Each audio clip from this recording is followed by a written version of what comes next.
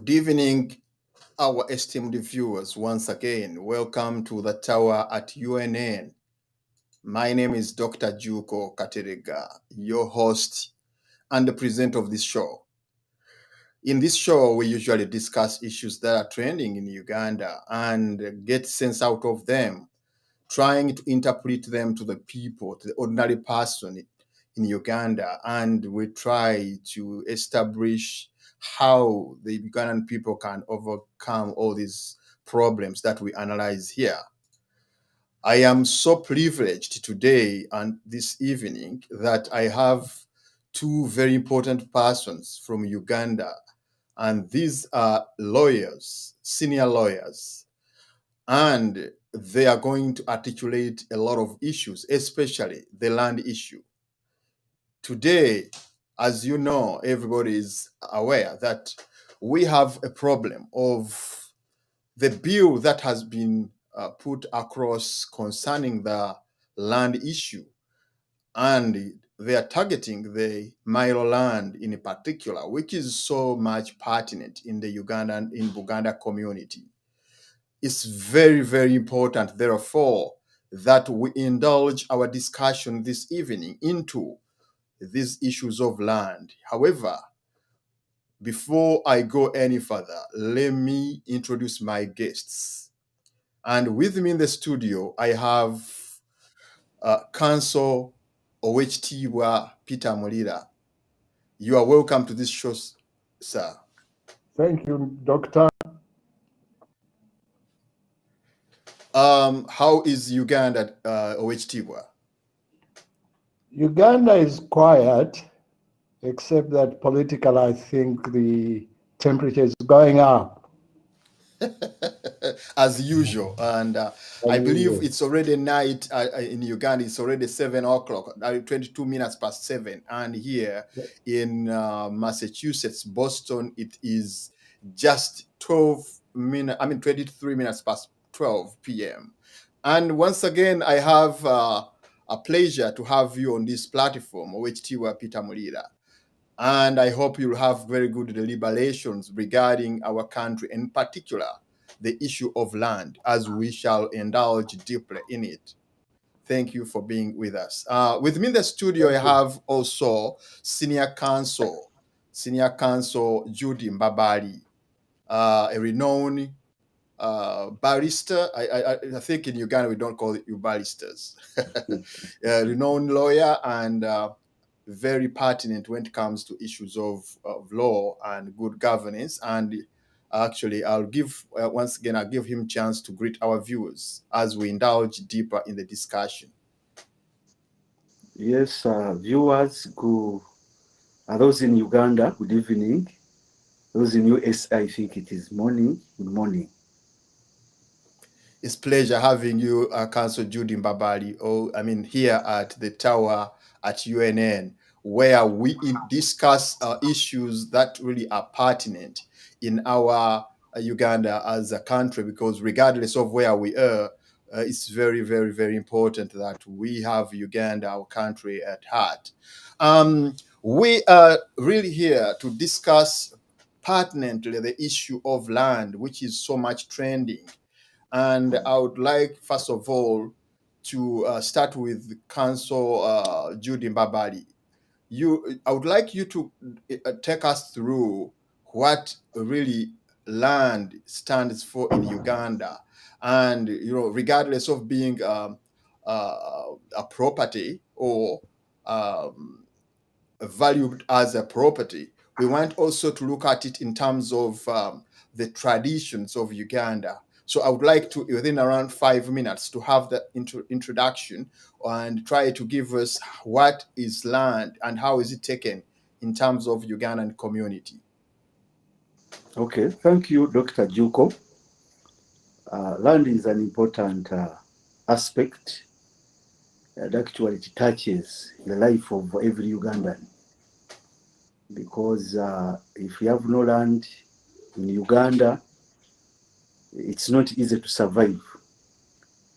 And as a result, many Ugandans aspire to own land.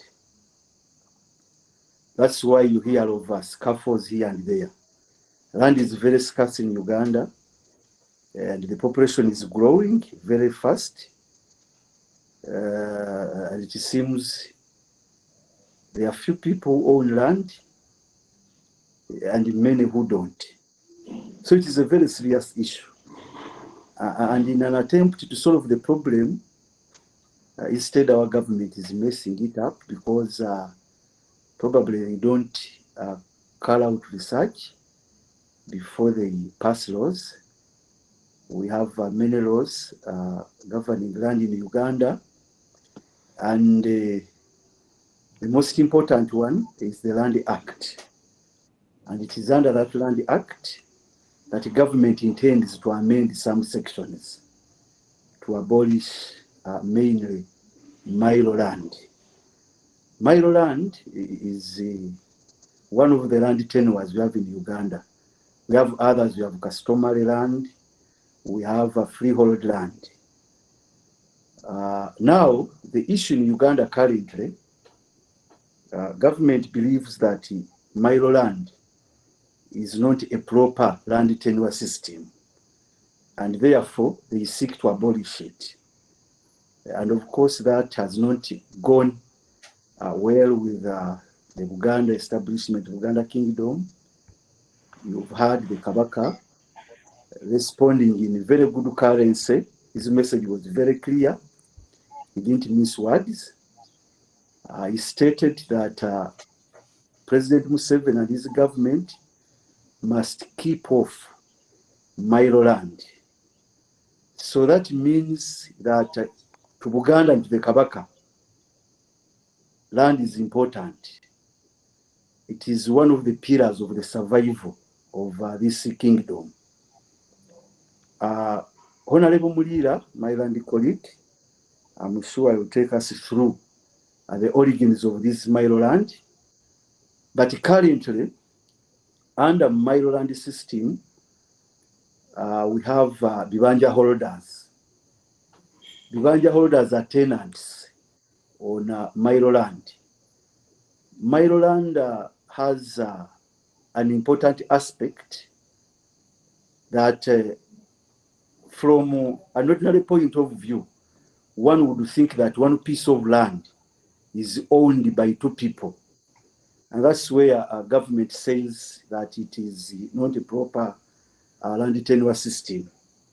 Because I'll give an example. Those of you who are not very familiar with Mailo land, Mbabaali Jude, I may be the landlord with the land title. But on land title, on that land title, on the surface, there are over 200 Bibanja holders cultivating on that land. They have buildings, they have everything that involves human activity. So these tenants called Bibanja holders are supposed to pay allegiance to the owner of the land, the person in law we refer to as the holder of the the Mailo land. Mailo land. That is the person in whose name the land title is. So this person is supposed to receive something from these Bibanja holders. You've heard of Busu and Mvujoro. Originally, these Bibanja holders, when they cultivate land, they would go and pay some form of tax and some form of appreciation to the land holder. Now, when President Museveni came, he restored Mailo land, and under the law, he dictated that the ushuru that is payable to a land holder is 1,000 shillings. And that went on for a long time. But the owners of, the holders of the Mailo land were not happy with this because 1,000 shillings is a peanut. It's very little money. Counsel, So as I chip in there, what do you mean when you say the president dictated? Oh, the president passed a law, of course through parliament, but under our parliament, NRM, we have NRM dictatorship. Once the president guides that this is what should be done, that's what parliament passes. That is Okay. a fact here in Uganda. Mm. So most of the time, the wishes of the president prevail. Now, these people, the landholders, found it that this money was too little. They quarreled a bit, they agitated, but the president was not was not solving the problem. But later on, I think a certain instrument was passed that land boards at the district can pass a resolution in their meetings on how much a Kibanja holder can pay to a land owner. In Masaka, where I am now, the holder of a Kibanja pays 5,000 shillings per year to the land owner. As You can sit still. Yes, Busuru. We call it Busuru actually. But it doesn't matter how big your Kibanja is. Whether you have a Kibanja of 10 acres or 1 acre, the amount is fixed. So the size doesn't matter. And that is unfair to many land owners who decide at the end of the day to dispose of this land because it is no longer productive. It is encumbered by occupants, the Kibanja holders, and basically this person cannot use the land, the land owner, because that land on the surface, it is all occupied. So that is the situation of Mailo land vis-a-vis Kibanja holders. And that's what President Museveni and his team want to solve, because they look at it as a problem that they can solve. Whether they are doing it the right way or the wrong way, I think that will come later. Thank you very much. Thank you very much, Counsel Jude Mbabaali. Counsel Jude Mbabaali, as I've mentioned, is one of the renowned lawyers in Uganda when it comes to issues of understanding constitutional law as well as land issues. And let me go to Senior Counsel Owek. Before you indulge in this discussion, I would like you to, our viewers to know exactly who you are in brief.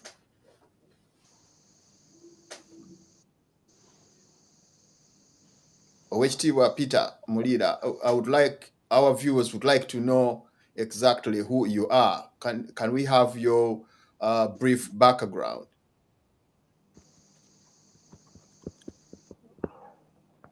Well, it's very difficult to give my background myself. I provided a short synopsis of it to Dr. Juko. Maybe you can read that. Okay.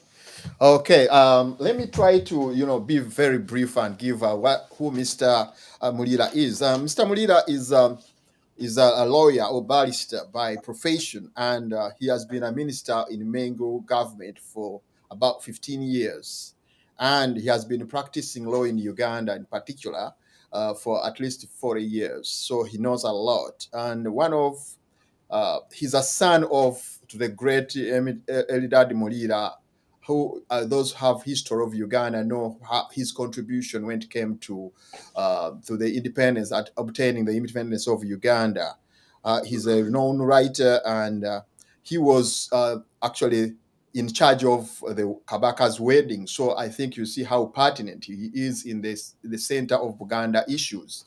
So, Counsel, I would like you to tell us exactly, apart from being a factor of production, Buganda seems to be built on the issue of land. Land is too much a symbol of the traditions of Buganda in particular, if I would say. I would like you, with your knowledge and experience, to tell us how did land become a traditional symbol in Buganda, and how is that land also becoming, why is it becoming a contentious issue in this this period of time? Well, land, Buganda as a society is built around land, right from the time it was created. You will recall that according to our history, 5 clans came and along the lake areas of Uganda from the Central African areas during the 13th or 14th century. When these people came, they settled on land according to their clans, and they organized themselves according to clan system. Later on, 9 clans joined them from the east, led by the famous Kintu. Kintu led these tribes and joined them with the 5 which were found here. But of course, at that time, the new arrivals did not have land. So it was decided that since the society was expanding, they should have a leader, both in cultural matters, which meant land matters, and administration, which meant political matters. And they met at a place called Nono in Busuju County. It wasn't there now, at that time. And they selected one of them to be Sabataka and Kabaka. Sabataka, the head of the cultural side of things, Kabaka, the chief administrative office of the kingdom. And it was ordained that all new land acquired by the kingdom would be vested in the Kabaka. And that's why Kabaka is very central in the discussion, debates about land. So Buganda expanded a great deal, especially since Kabaka Junju.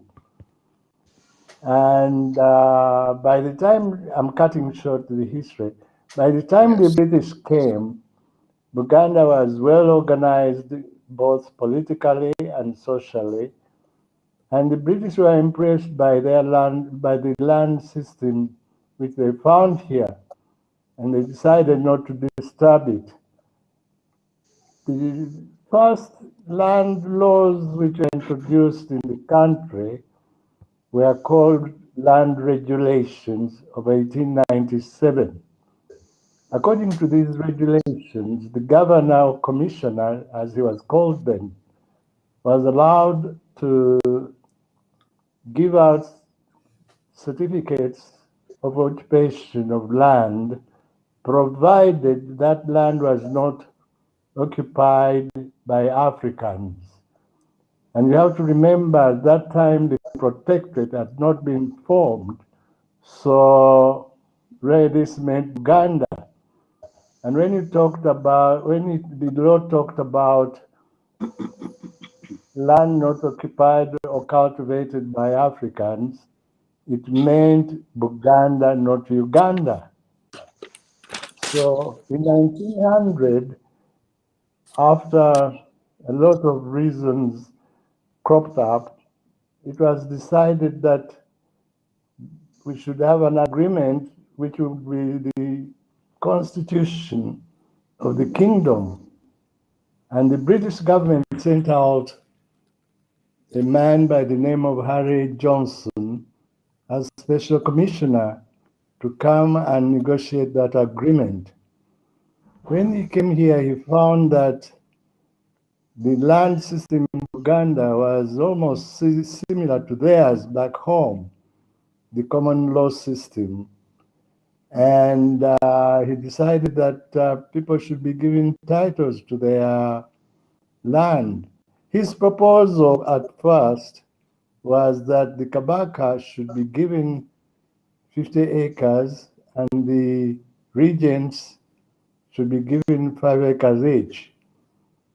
But the regents informed him that, look, in Buganda we have a lot of people own land. either as cultural or clan land, or individually from the Kabaka and that kind of thing. So Johnson asked the regents to prepare a list of 1,000 people, and that was done. When this was done, people were issued what was known then as provision certificates, which eventually were converted into final certificates. So we had the Western type of land system introduced, superimposed on the old system which the British found here. Now, it is often said that the colonial governor gave out land to chiefs and collaborators. That's not true. It is the Luchiko which confirmed people in their lands. And Section 15 of the Buganda Agreement of 1900 is very important because it says to 1,000 people, the land they are already in possession of. So when somebody says that the governor gave out land to the people when the agreement is so clear, one wonders what the intention is. So the new system, as would be expected, caused a lot of social upheavals. Those people who did not get land complained, and when the survey was done, it interfered with other people's land under customary law. The Bibanja holders, whom Jude Mbabaali referred to. And this caused a lot of problems which led to Sura and Mvujo law. But before I come to that, I don't know how much time I have, but before I come to that, there was another problem. Under the system of regulations, the governor gave out certificates to people, even foreigners. So the Baganda were now saying that what is going to happen? We are protected under the regulations. What is going to happen now? So it was provided that the government would introduce a law which will govern that situation. That law was introduced in 1908 and provided that foreigners could not hold land without the permission of the consent of the Chico and the governor. It also introduced the term Mailo land for the first time. People say that Mailo land started in 1900. It is not true. The law defined Mailo land as the system under which a person acquired land under the 1900 agreement. And as you will recall, I said that Section 15 provided that land will people will be confirmed in possessions in land of which they were already in possession. So Mailo land is customary, Buganda's customary land, system. So I think I better stop here for the time being. Yes, Owek, before I leave you, in a layman's language, I would like you to, because people are asking the issue of Mailo in vernacular, I think means mile, as a mile. How does it connote to what we are talking about here? Why is it referred to as Mailo land? In a layman's language. Can you repeat? I'm saying, breaking. Yes, OHT, I'm saying in a layman's language, what is Mailo land? Because our viewers want to understand exactly what is Mailo land in a layman's language, and what does it mean? Very simply, Maryland is freehold land which was reserved for only Africans and could only be by Europeans or non-Africans with the consent of the Luchiko and the governor. It's not the land tenure.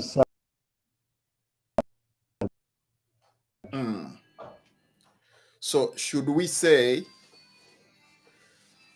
I don't know whether you're still with us, Owek. It seems like, yes.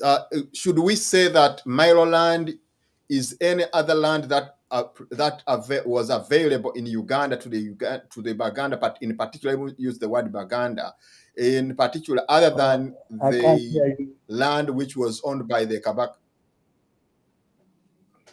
Do you hear me now?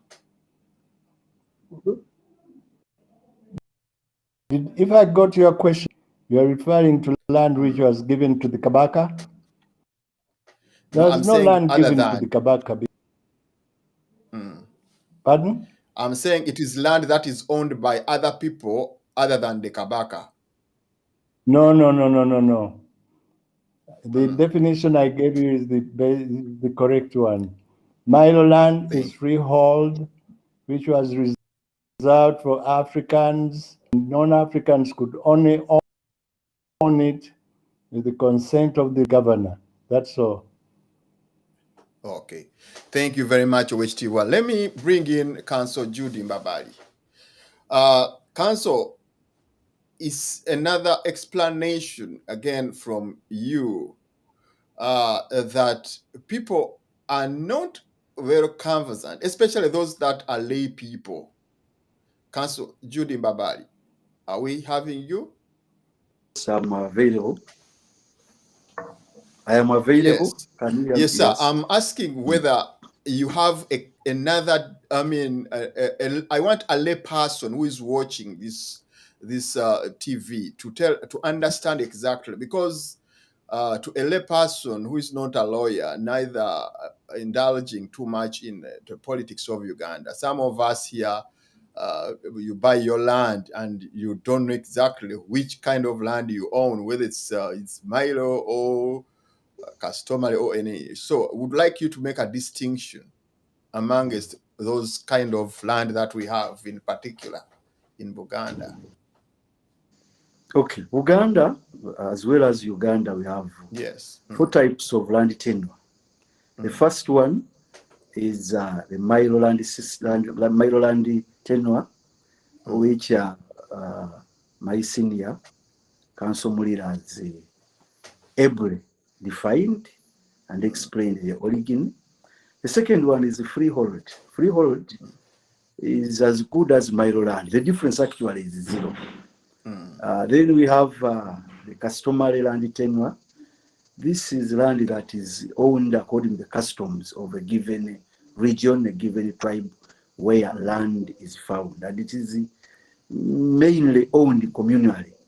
The community owns it, not individuals within that community, but it is owned by the community. And this kind of land is mainly found in northern Uganda in particular, Choli and Lango. That is customary. Okay. Yes, customary. Then we also have leasehold land, leasehold tenure system. This one is where you get land from either a freehold owner or a Mailo land owner, and you rent it for a given period of time. It is normally 5 years, 45 years, or 90 years.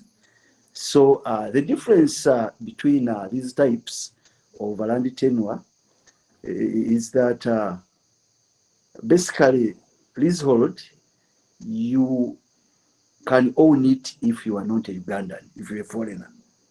But freehold land title and Mailo land title, those ones a foreigner cannot own land, a non-citizen. So that is very important. Yeah. Now, what again, as we try to indulge deep there, what are the identification of in Uganda of who a citizen is? Oh, because we want to digest it to the bone marrow. I would like to know if you say those are owned by the citizens of Uganda or the natives. Would you say natives or citizen? Which of the two? Citizen. And The Constitution yes, and talks of the citizen. the citizen. Yes, Then who is a citizen? A citizen, we have very many types of citizenship, but one must have been, one must have become a Ugandan citizen by law. You know, the law defines who a citizen is. We have different types of citizenship. People become citizens by birth. Others come and apply to become citizens. So whichever type of citizenship you are, you can own Mailo freehold land. Foreigners are those who are non-citizens of Uganda. They are not citizens. And the Constitution has simplified it because originally we used to have a problem. Some Ugandans went and acquired foreign citizenship. However, the law was amended, the Constitution was amended, and now we have what we call dual citizenship. So if you were a dual citizen, you were Ugandan as well as a US citizen, you can still own land. You are not considered as a foreigner. Yes, again, on the very same note, I would like you to explain to our viewers that, like, for example, the clan might own which type of land is that? Is it customary That is or it is customary? Yes, customary. That is customary. Yes, that's why it is called customary land. It is owned according to the customs of that area. Okay. Say as then how about a situation whereby there's a certain type of land that usually referred to as the Kabaka's land, and people are having, they usually settle on that land, and they are told to pay. Recently, I think the last time I knew about it, they were getting certificates as well. Is it lease certificate or what? Yeah, actually, Kabaka's type of land is Mailo land. Okay. So Kabaka owns Mailo land. Then on this Mailo land, there are Bibanja holders. Okay. Some are bona fide Bibanja holders, others are not. So now what Buganda did in their wisdom, they thought that it is important for these people to have security of tenure as leaseholders. So the Kabaka allows these people to apply for lease and they get land titles. When you are a Kibanja holder, you don't get a land title. Though the law talks of certificates, but government has never implemented that section of the law to give Kibanja holder certificates because it is a complicated thing. But what the Kabaka has done is to allow these people to have some form of land title. A lease of 49 years is as good as a Mailo land title. You can take it to the bank and get 400 million shillings. So you can use it as security. And that is what Buganda Kingdom has done to ensure that these people have a security of tenure, have land titles, and they feel that they have value of the land and can mortgage it, can use it to acquire loans. Okay. Let me bring in Owek. Owek, as we try to dig deeper again in this issue of land, it seems like there is, I would say, a contestation of ego between the Buganda government and the central government, I would say.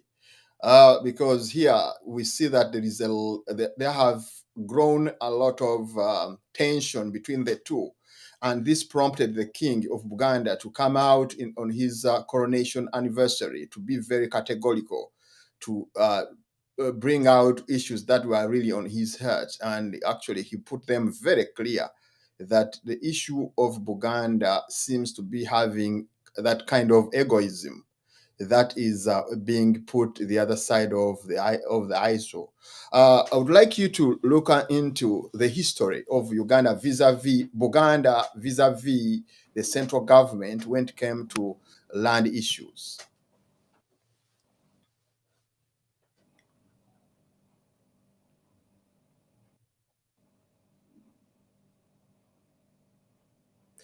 Owek, do you hear us? Do you hear me?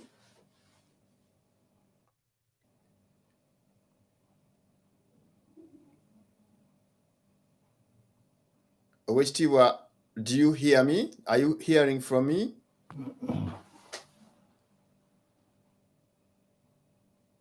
Yes, you seem to be now hearing us, right?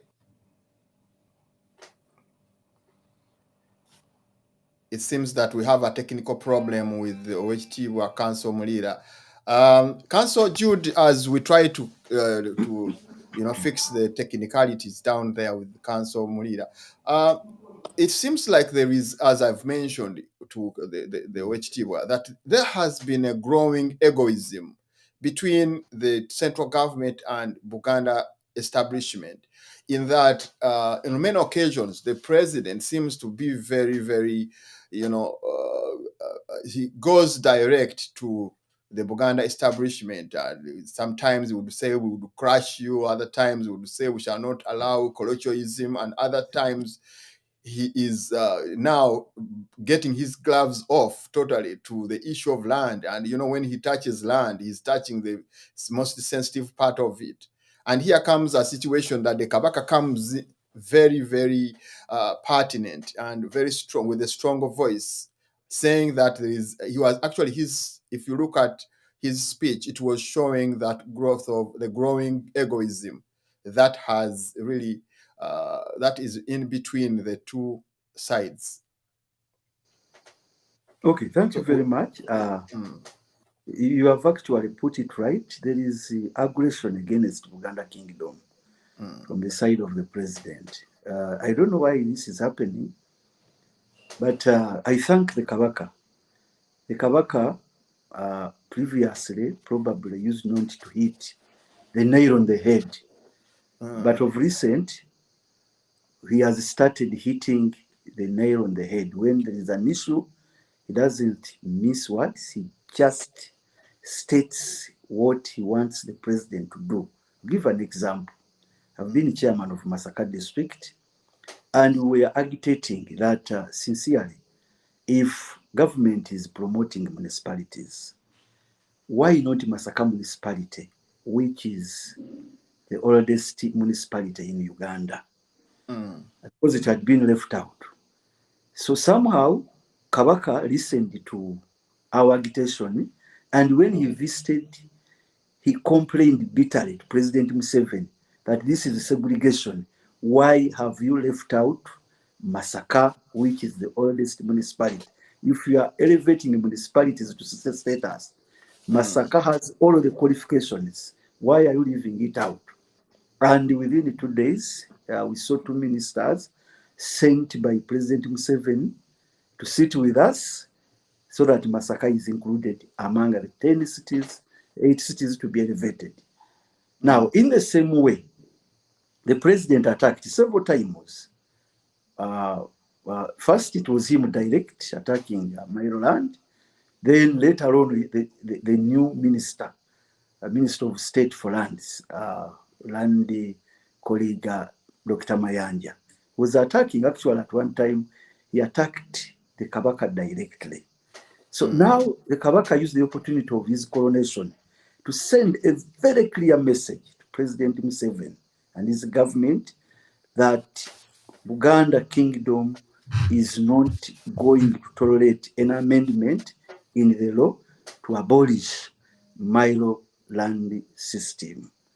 And I think 3 days later, I saw the Kabaka and President Museveni sitting in the State House discussing Mailo land issues. And as we talk now, the temperatures have a bit cooled because of that meeting. So I think the Kabaka has learned that with the President Museveni, you don't have to miss words. You just have to say it out. And you won, actually. The way the Kabaka made his statement, it was clear that he was sending a warning that this time Buganda is not going to accept anything related to abolition of Mailo land system in Uganda.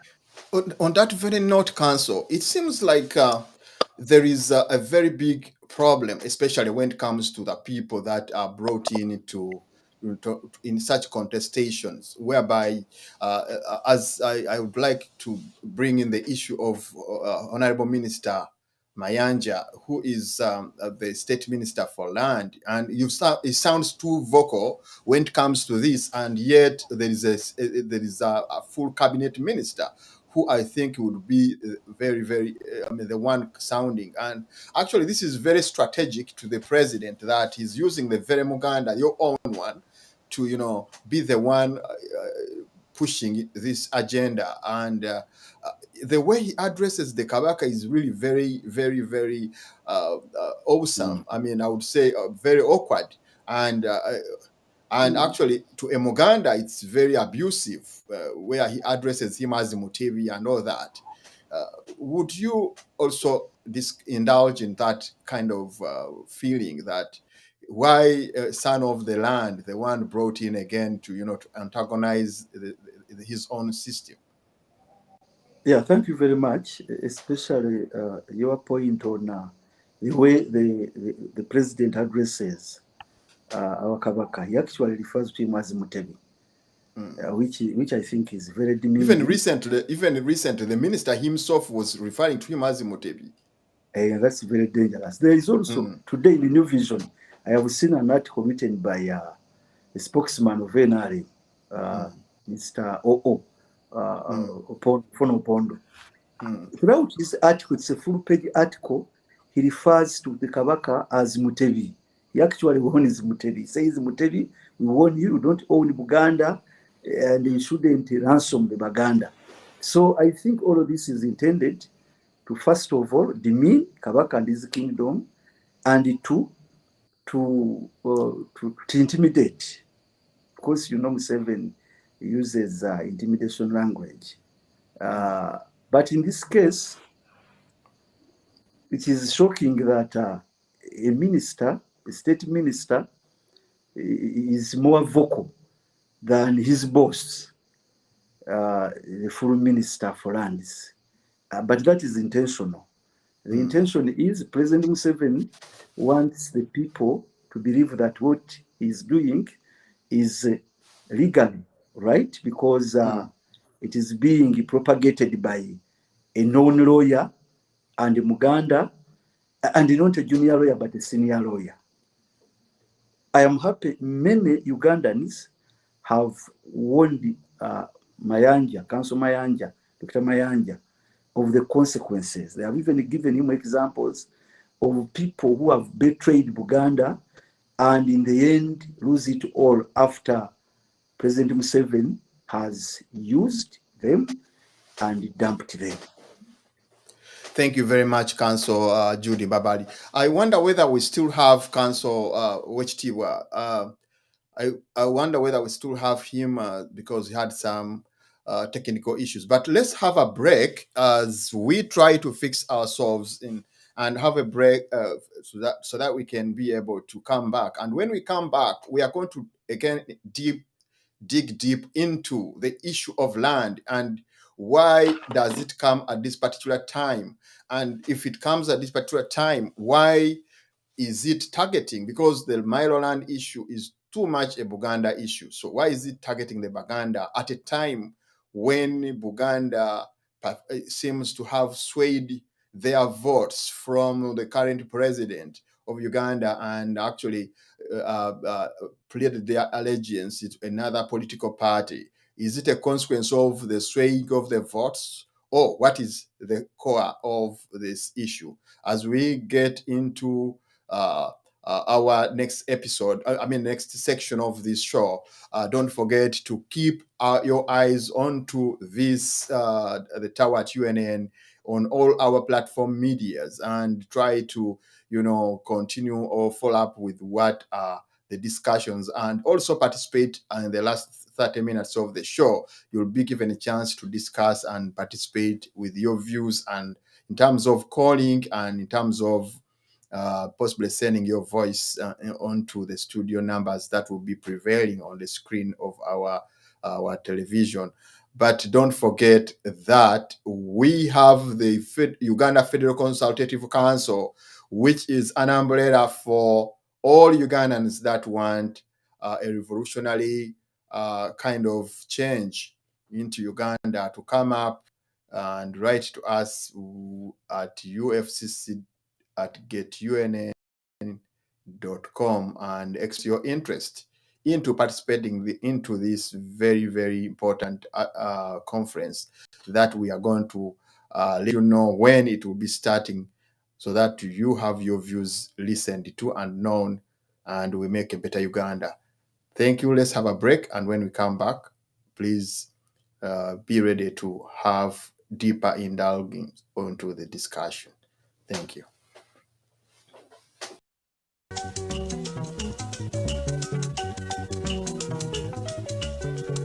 Bannayuganda mbanjululize ekyama buli omu addira amatuuka gasokole mu nvumbo sijja kukisa bulwadde obutumalawo njatulirawo obulwadde mu bunookera eddagala muneetugamu ekkanza omusango gw'eggyeko okuva edda Uganda yaffe eno ng'efugirwa ku federo era nga tuli mu ddembe eyajjawo federo yamalawo eddembe abakama owa bunyolo n'etoolo nga bakyafugaani yalabeddemu ndi n'ekkambwe kyabazinga n'omugabe wa ankole batta bameka bamanya abalumiriza obutemu Mutesa yatta bameka n'amawanga agaluba mu Buganda ge yakijjanya agagobe n'ebitundu ebirala ebya Uganda byonna mu nfuga eya federo nga biri mu ddembe kaakati bw'otunuulira Uganda okuva mu 66 enfuga egyenyinyalwa sibalimbawo wewali ebbwa ataataganjulawo tajja kuvumula ggwaliri abateesa mutunule enkaka baanasumagira ku luno ffenna n'atulendegera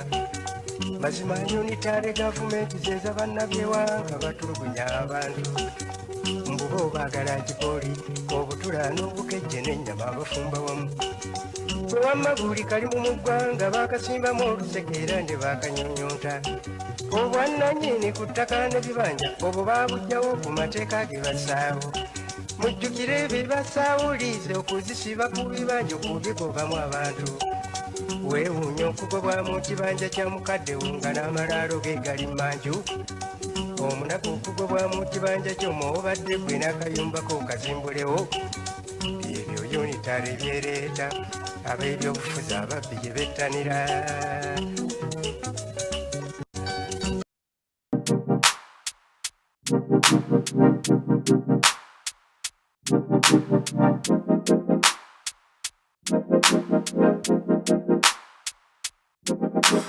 Time takes a toll on everyone, they say. Time is merciless, it won't wait for us to change. Time, I am stressing out, I can't figure out what to say. Oh, time, just give us time. Time, looking back on pictures, and I find it hard to see you and myself in places where we used.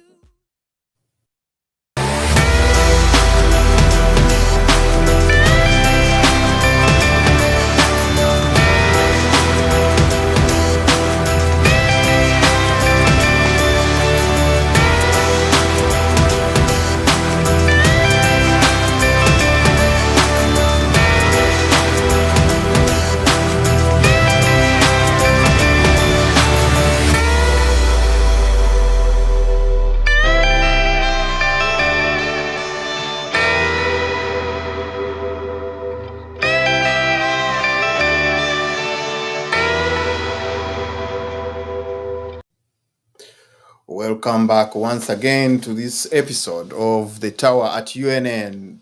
The day is Sunday, the 8th of August 2021, and the time here in Boston is 10 past 1. We here once again trying to digest issues to do with land in Uganda, and there seems to be a big problem that everyone can see. And this has brought actually a kind of antagonism between the central government and Buganda Kingdom. And this is what we are trying to analyze so that we can get sense of it and then we can be able to, find out what the Ugandan or the Buganda people can do in order to overcome this issue. As I mentioned earlier, I have with me Counsel Jude Mbabaali, who is a senior counsel, and he has been in the political arena as well as the law practicing dimension in Uganda. We also have OHT Counsel Peter Muliira, who is a renowned lawyer in Uganda and also a historian and a writer when it comes to issues of Uganda. He has been there all the time, and he has seen things really happening. He's himself the history of Uganda, as one would say. Yes, Counsel Jude Mbabaali, we are trying to look at the issue of Buganda vis-a-vis the central government, and it seems like there is a continue.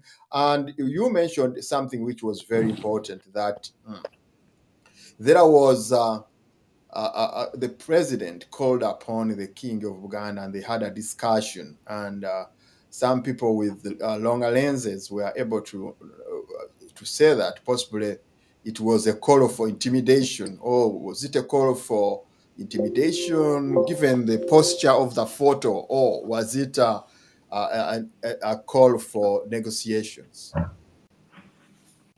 No, I think President Museveni is a cunning man. When the Kabaka fired up Buganda against the proposed amendment to abolish Mailo land, somehow the president felt that that fire may be dangerous, and he didn't want it to continue that way. So he somehow wanted to extinguish the fire that the Kabaka had started on his coronation day. So he initiated talks, which is not a bad thing, by the way. Yeah. As long as the Kabaka and his team can be strategic, and convince President Museveni that what you are doing is not proper, you should just abandon it completely and never think of it, because it is not good for you as president and your government. It's not good for Buganda and Uganda as a whole. So I think the President Museveni played his cards very well, as well as the Kabaka, because the Kabaka could do as well have refused to join him in the State House. And probably you could have said, we are meeting, but no photographs should be taken. But I think throughout the meeting, photographs and videos were shot, and they were all over the social media. It became a public kind of yes, it became a public meeting. Though we didn't know what they discussed, but everybody could tell that the issue was about the fire that had been started by the Kabaka. Yes. Thank you very much, Counsel Jude Mbabaali. OHT, I wonder whether you now hear us. Can you hear us? I can hear you now very well. That's very great. That's very great, OHT. Now, let me bring you to the point I was trying to dissect. That when you look at Buganda vis-a-vis the central government, time immemorial, has been under contestation on various issues, especially the issue of land. I remember the famous Batakabu kind of contestation where the Bataka were very, very pertinent on some issues that had come in concerning land. Would you go us through briefly of the contestations that we have had between Buganda and the central government when it came to land? And then we shall take it from there. Well, I'll go back to 1922. I think what happened was that a system of leasing land to the non-African came about in the early 20s. And Western agriculture is not the same as ours. And this meant a displacement of a lot of people. And a man called David today took up their cause and even went to London to get ideas. And they went to court, filed a case, and they lost. The Bataka themselves appealed to Kabaka to have the whole system recast, but they also lost. But the matter went up to the colonial secretary, who made a decision in 1926. And this decision was to the effect that, one, all the disputants had to agree that the colonial secretary's decision would be final. And secondly, he held that the system which was introduced by the 1900 agreement should remain in force, but those people on land should have a law protecting them. And that's how we got the Mvujo law, which protects the ordinary people on the land. So the matter was settled by court of law, by the colonial secretary, by the Kabaka, and there's no reason why it should be resurrected today. So I see a lot of politics in it when I read Mr. Mayanja's articles, and it seems he leaves a lot out of the picture, which gives a very unbalanced picture. And that's the cause of the crisis between the present government and the Buganda government, because it is being advised by the wrong people. So do you think, Owek, would we say that it's a contestation of ego, or is it because when you look at the way Honorable Mayanja speaks, he speaks with a lot of arrogance, I would use that word, and he speaks with a lot of authority.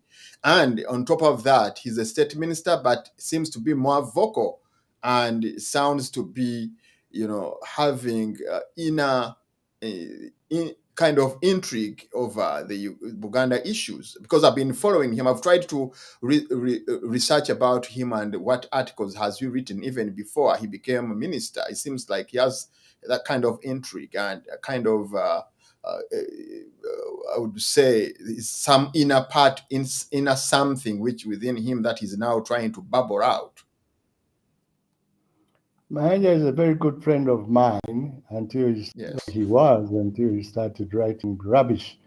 But I know exactly why he's writing what he's writing, and he's not the one writing it. I know that these articles come from somewhere, I won't mention where, and they're taken to Mayanja for his signature, to add his name. Mayanja is not the author of these articles. That's very interesting. Again, yes. Then on another note, our viewers would like to know, what are they, because we've talked about the land, and what is that contestation that is bringing a lot of tension between the central government? What is the central government packaging in their bill, which they are bringing to, which has made every Ugandan really very, very nosy about what is happening? What is happening in Buganda is a small screen. It is hiding what is happening elsewhere in the country. Only this afternoon I learned people in West Nile have been cleared on a 40 square mile piece of land to be given to an investor.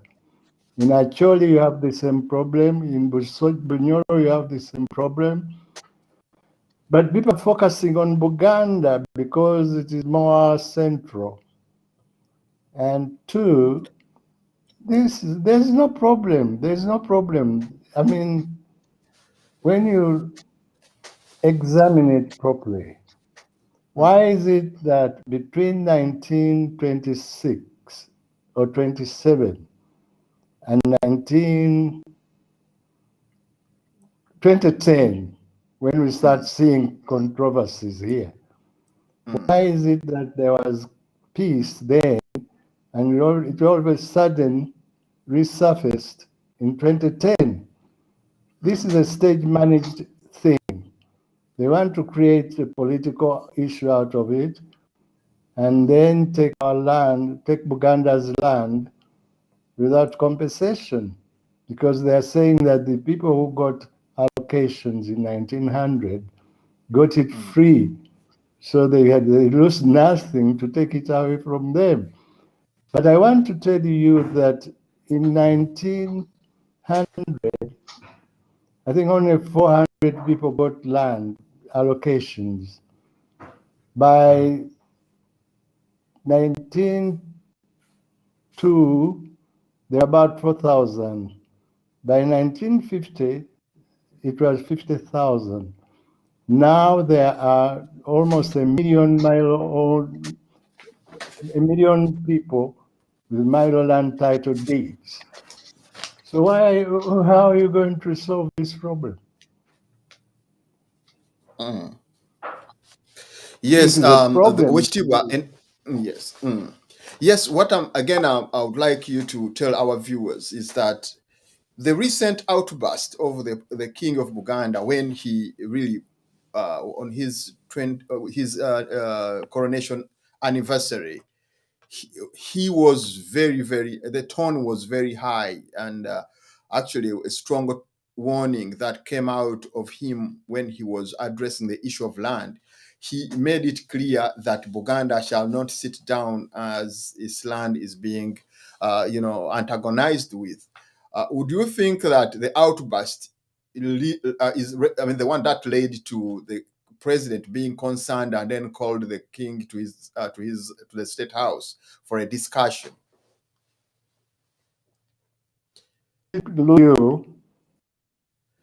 Yes, I'm saying that. Do you think this recent outburst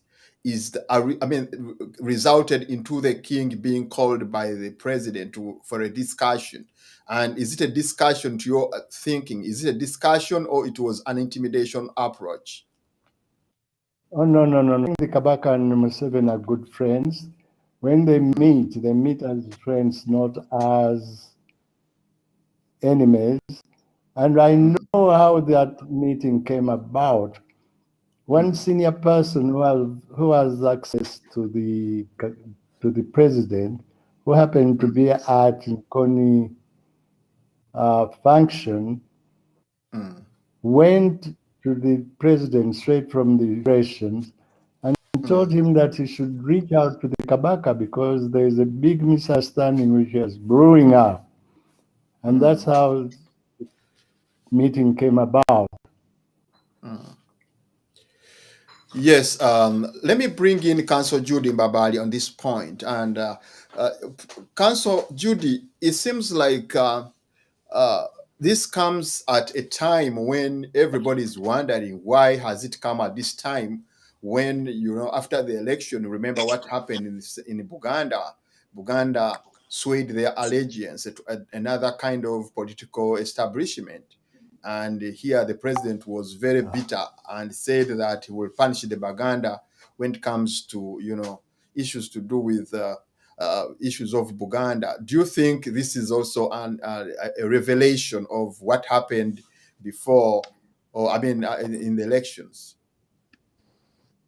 Of course, after the 2020 general elections, the president was bitter when he saw that in Buganda he had been overwhelmingly defeated. I strongly believe he couldn't believe what he was seeing. It was a total defeat. So I'm sure in his heart he's very bitter with the region. And of course, he now puts the blame on Buganda Kingdom. Inside the NRM camp, because I've had many ministers, many MPs who lost, claiming that they lost because the Buganda Kingdom mobilized against the NRM, which I think is not true. The Buganda Kingdom told the voters through the Kateriga that please make sure you vote only for those people who have Buganda at heart. That was the Kateriga's message. And the voters interpreted it that way. They voted in office the people they think have Buganda at heart and can help Buganda achieve its aspirations. So I am not sure whether the president is now trying to revenge against Buganda by abolishing Mailo land, which is so dear, which is the pillar of the existence of Buganda's, of Buganda Kingdom. I'm not very sure. I can't be certain. That's how I see it. Yes, and what is very, very interesting is that the Buganda members of parliament that would right now be very central in this issue, according to what I hear and what I know, there is that we don't have any voice of their voice coming out, and I think this really worries me. I would think at this time, being that Buganda MPs really have a majority of possibly Buganda or the opposition has a majority of the Buganda caucus members, and they would be really very, very sounding when it comes to issues of Uganda, and I don't hear any of their voices. Would you also try to get sense out of that?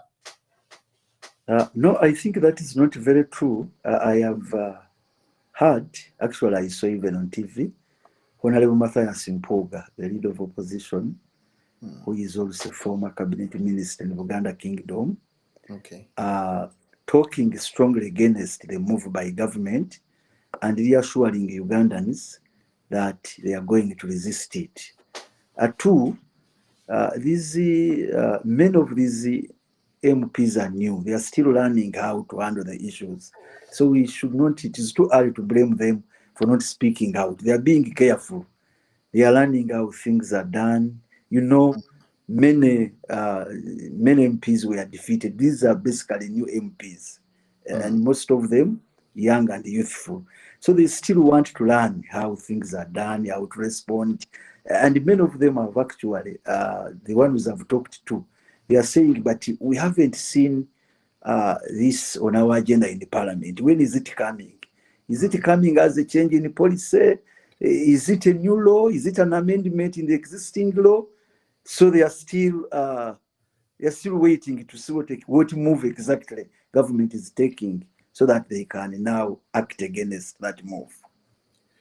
Yes, another point of concern is that when you look at most of these issues that come up, they come up at a time when, Buganda seems to have lost grip. According to analysts that we always come across, especially here at the Tower, they were saying that Buganda was not a factor in the 2021 election.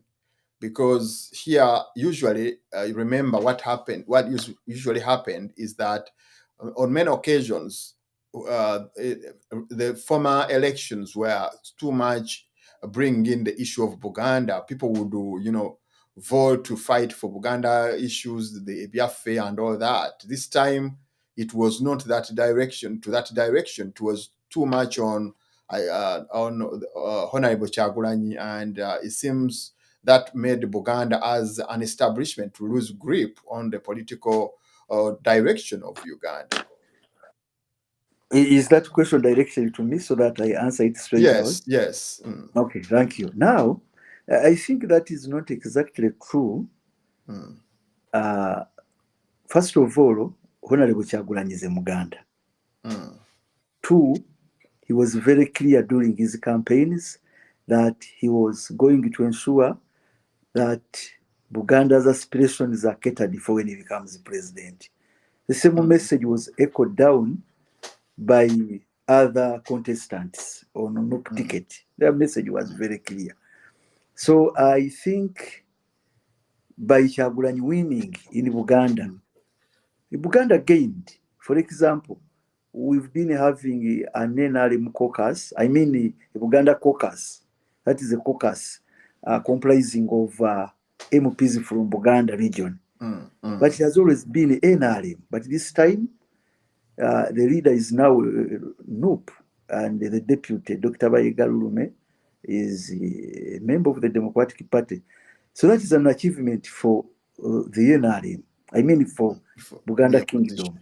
because originally Buganda Kingdom could not directly advise the caucus, that the Buganda caucus that was mainly comprising of NRM.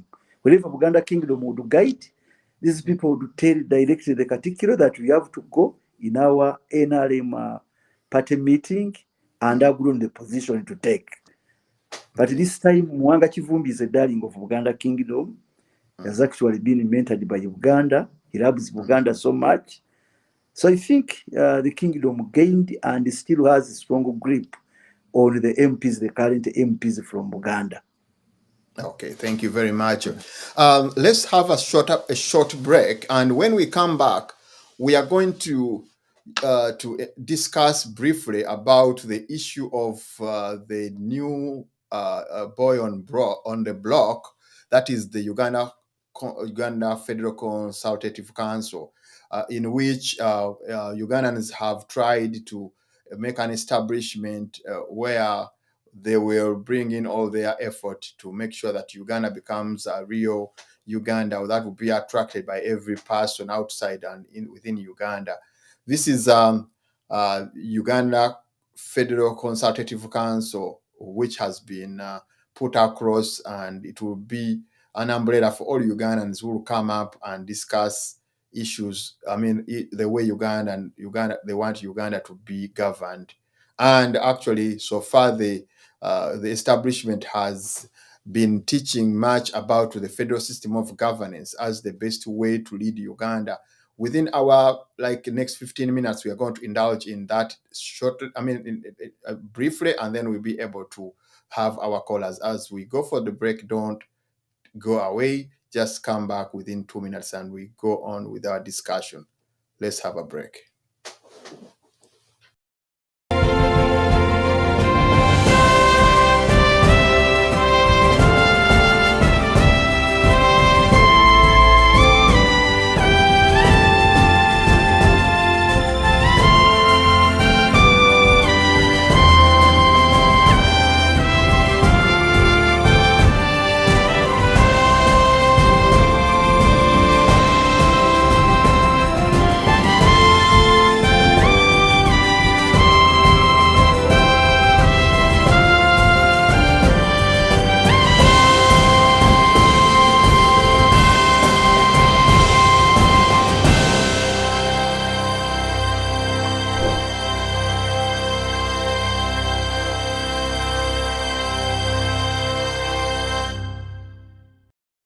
Dr. Andrew Takome Kaira was born on 30th January 1945 in a small town known as Nkokonjeru in the Buganda region. He is regarded as one of Uganda's forgotten heroes, a true nationalist whose love for his country sent him to an early grave. He was a lawyer and professor and had many accomplishments since 1971, with many of his accolades attained from his education and political experiences, both nationally and internationally. Significant is his doctoral dissertation titled Condoism in Uganda, which has awarded him an internationally recognized terminology now used in criminology. He joined several political organizations, including Uganda Freedom Movement, UFM, which he was the leader, the Uganda National Liberation Front, UNLF, later joining the National Resistance Army, NRA, which had once been his organization's rival.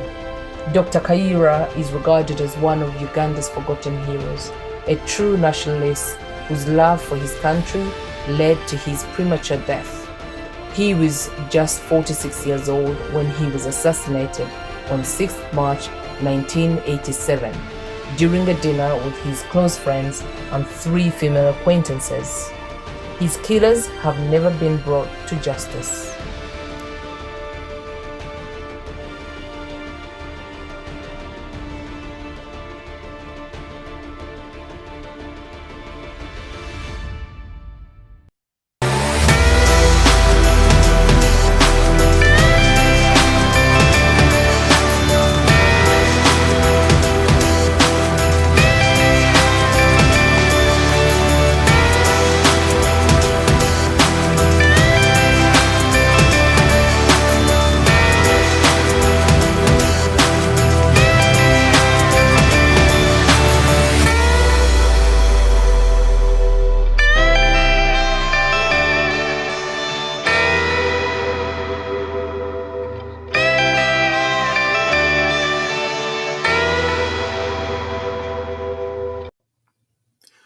Welcome back once again to the last section of our show tonight, as we try to digest some of the issues that have trended in Uganda and that are very pertinent when it comes to governance in Uganda.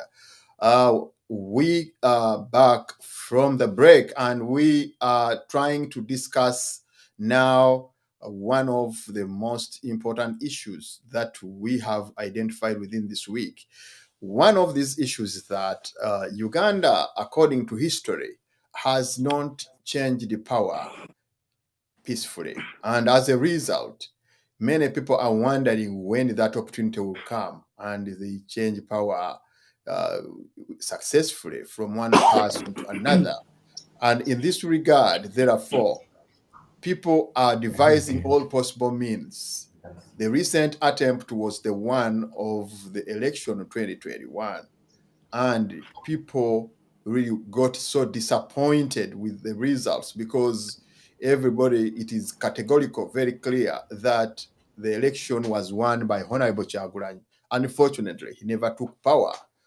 Now, there's a new establishment, the Uganda Federal Consultative Council, which is taking shape with an intention of involving all Ugandans in guiding where Uganda should be in the next 100 years and more. This has prompted a call for all Ugandans all over the world to come up with their technocratical kind of ability, whatever ability they have in terms of policies and knowledge and skills, to come up in an establishment to find a way that is very best for the country Uganda. Let me start with Counsel Jude Mbabaali. There is that new establishment which has been initiated by possibly many professionals in the diaspora, that they want to guide our way where Uganda needs to be. And one of the most pertinent issues they are trying to bring forward is the issue of federal system of governance.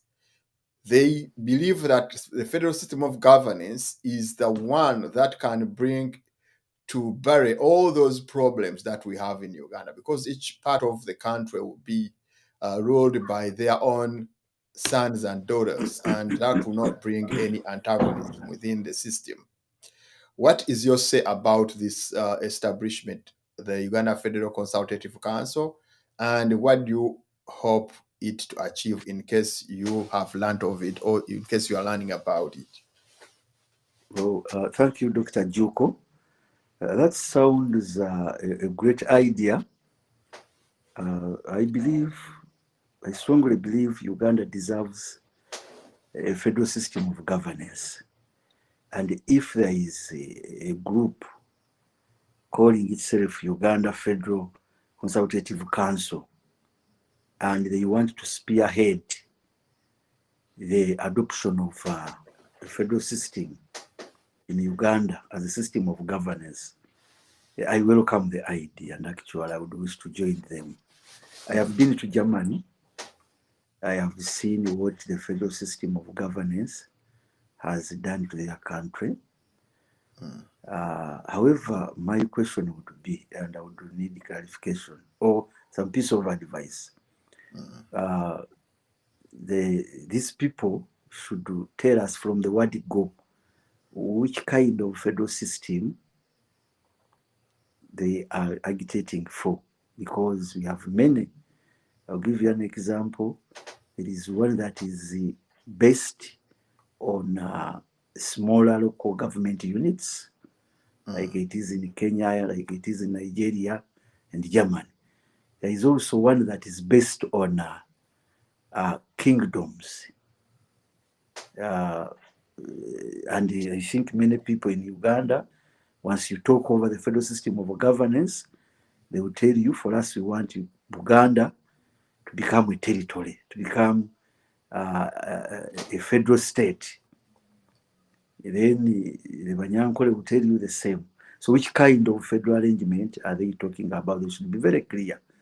Betty Kamya, who is now in government as IGIGI, where she was appointed the IGIGI Originally, she was a minister in charge of lands. Before she became a minister, before she was appointed, she was agitating seriously for a federal system of governance. But one time when she was asked which type, she mentioned that a federal system based on Buganda as one of the federal states may not be sustainable. And immediately people lost interest in her kind of federal arrangement. And that's where she lost steam. And I think later on she felt frustrated and joined the NRM. So they should state clearly from the word go which type of federal arrangement they would prefer. Yes, Counsel, the idea has been conceived that there's a need to establish a platform. This is a platform. This is an umbrella. They are not politicians, and they have not come up with something. With them, they say that this is a platform where we shall have a conference and consult all stakeholders of Uganda to bring out which kind of governance they want. And if they agree on the kind of governance, then they will choose experts, a panel of experts in that regard, to go and benchmark all those countries that they think might be very, very important in terms of governance, and they are doing it better or best in terms of federal system of governance.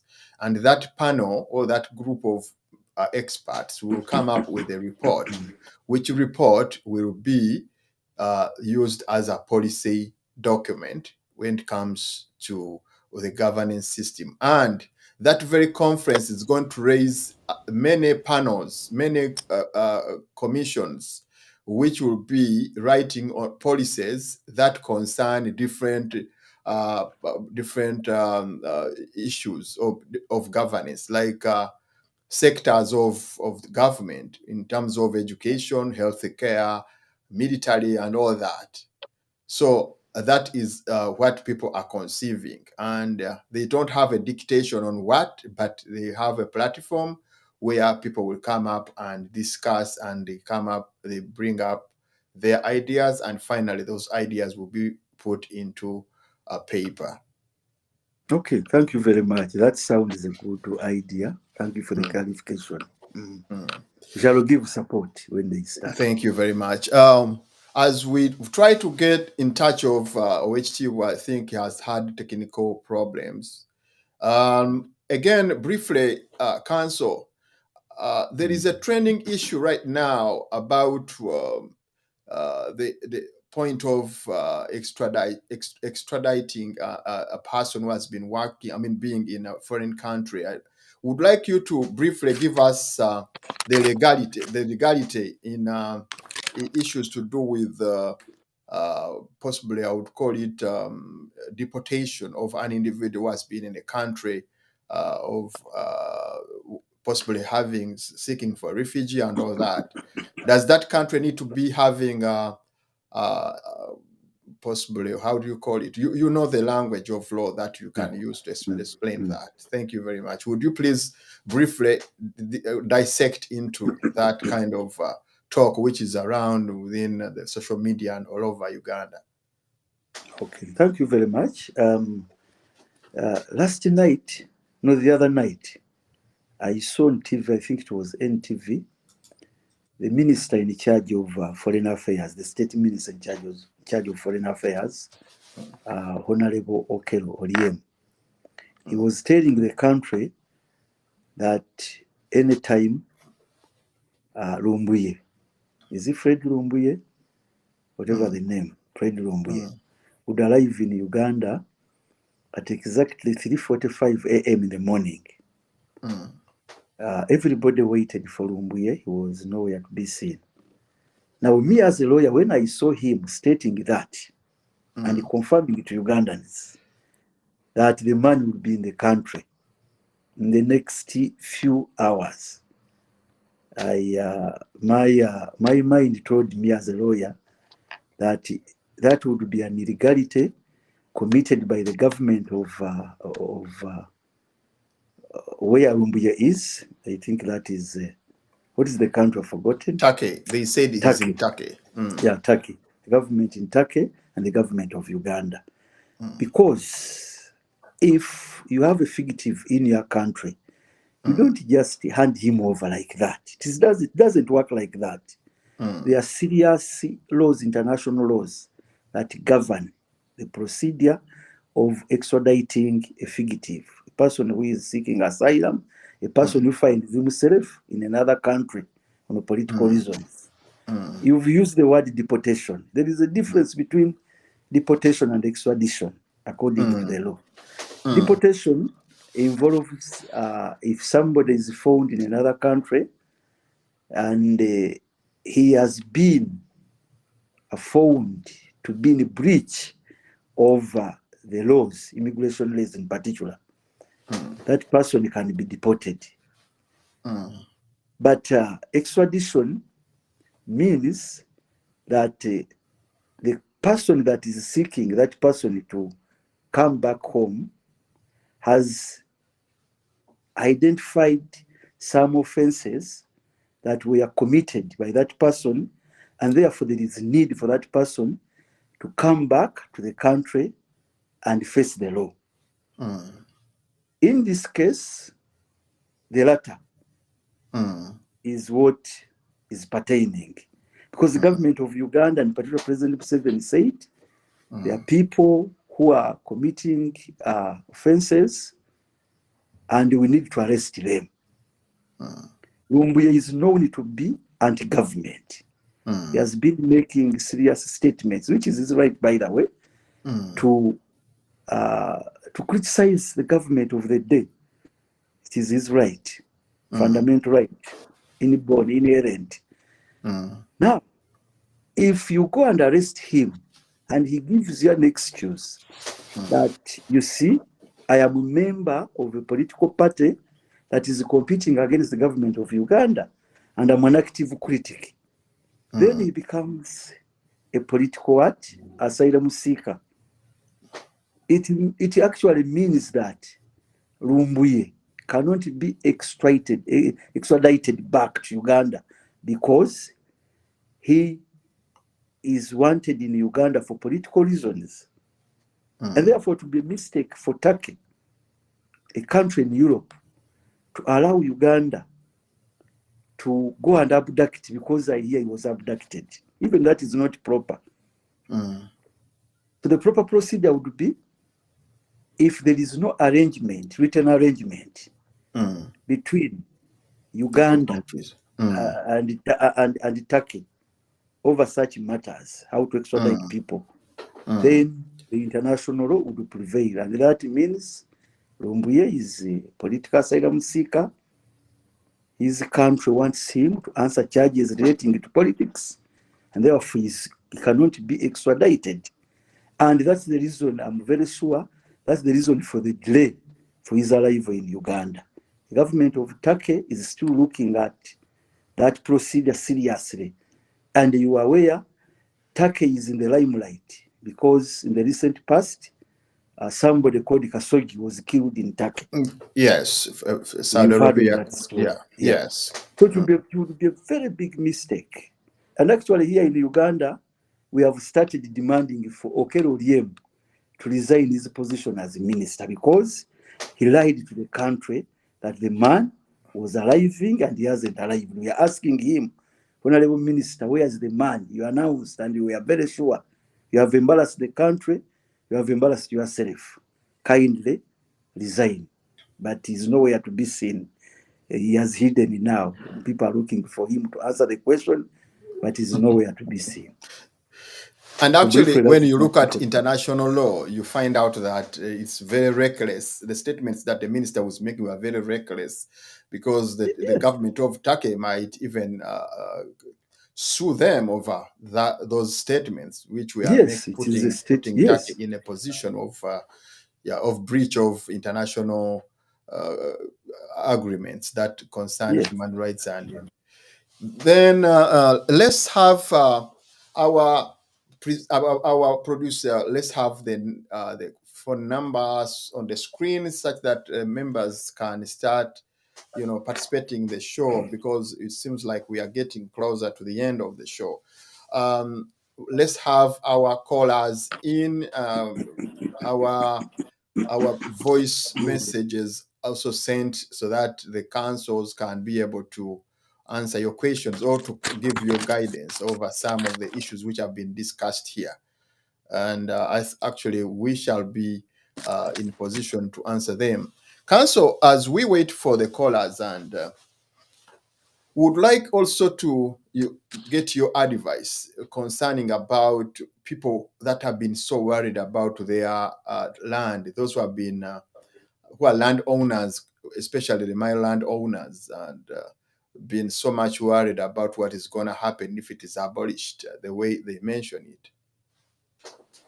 it. No, I think, that's why there is going to be debate over this in Parliament in case it is brought as an amendment.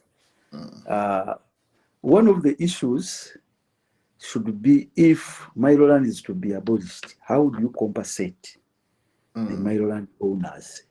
Senior Muliira has talked about it. People say that the intention of government is to cure the historical mistakes that were made during pre-independence times. And that is sharing of the land amongst the chiefs, the Kabaka, and what have you.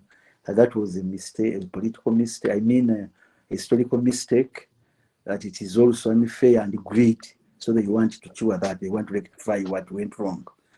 But I totally disagree, because that would cause chaos if it is implemented as Mayanja Sam proposes in his articles.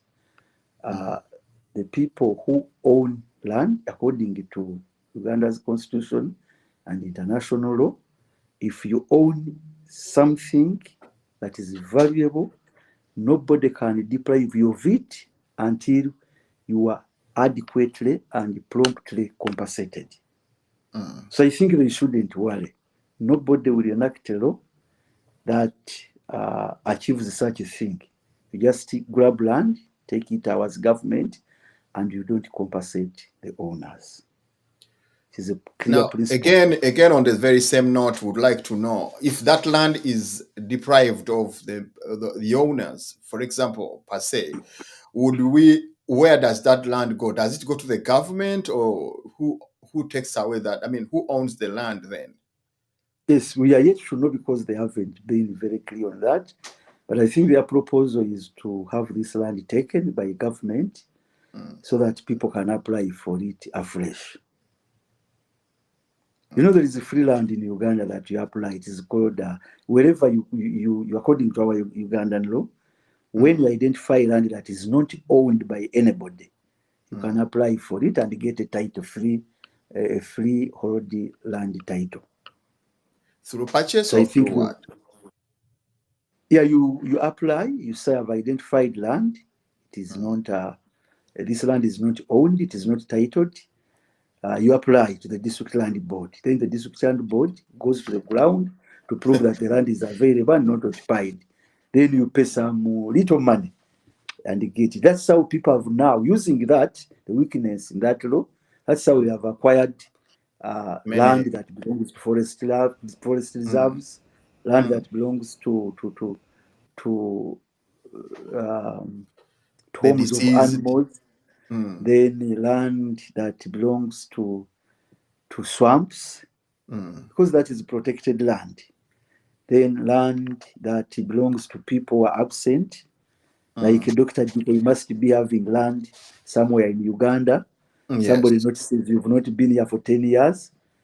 So he goes to the land board and he claims, of course, after bribing them, that this land does not belong to anybody, and he will apply and get it. But I think that land might be owned by, I mean, in terms of documentation from the land office, it's very clear that it is owned by a person. Yeah, but haven't you heard of Mailo land, a freehold title sitting on Mailo land? It is very Yes. common. Yes. These people, once they get money, they can do anything. You know, you are working under a corrupt regime. So once you have money, you say, don't mind, for me, I will deal with that person who owns this land title. Is either dead. Sometimes they declare you dead. Sometimes they just grab it. When somebody has a title sitting on another, they use guns. You've seen people being evicted using guns. I have seen many in Masaka and in many other areas in Uganda. People are being evicted as a result of having a freehold land title sitting on an existing Mailo land. It's very common. Yes. We have callers ready, and then we have the questions set across direct and be able to, have them answered. If there is any by our producer, we'll be happy to receive them.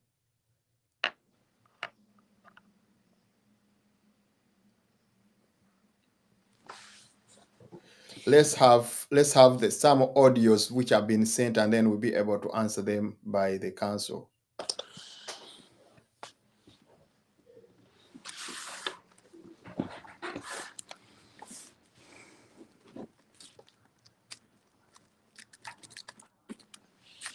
Yes, producer, go ahead with the voice.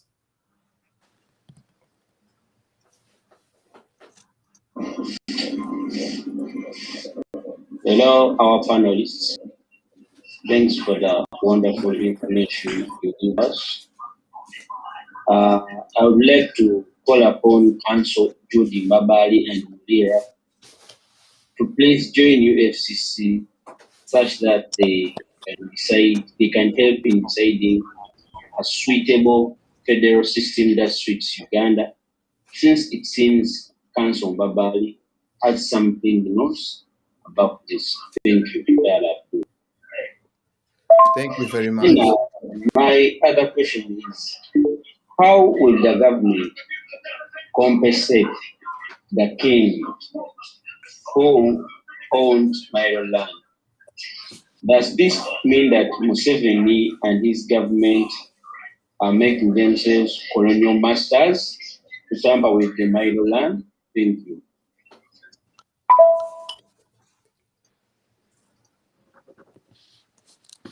Okay. I'm watching You're noting down, Counsel. I'm watching live from Uganda. Though I'm using the number for South Africa. I returned to Uganda, just returned to Uganda. My question is, will the man be able to be transferred to any country which is on his choice according to the United Nations law? Or is going to be brought back here? Because if you're being brought back here, it will be his death. So during the time we were waiting, we were online and we could see some information is going to be taken to Netherlands. Today on the social media, the Ugandan, some bloggers of UNN, they put audio saying Lumbuye, sure Lumbuye, but I could see the mouth sink. Inside talking that he has been sleeping, other people saying that he's been arrested. The blogger, so today using today even in the morning, Lumbuye's account, it was active. You could see someone is drinking tea, but you could see, I saw the tea bag is from here for Uganda, and you could see the environment where he was in Uganda. So it's still confusing.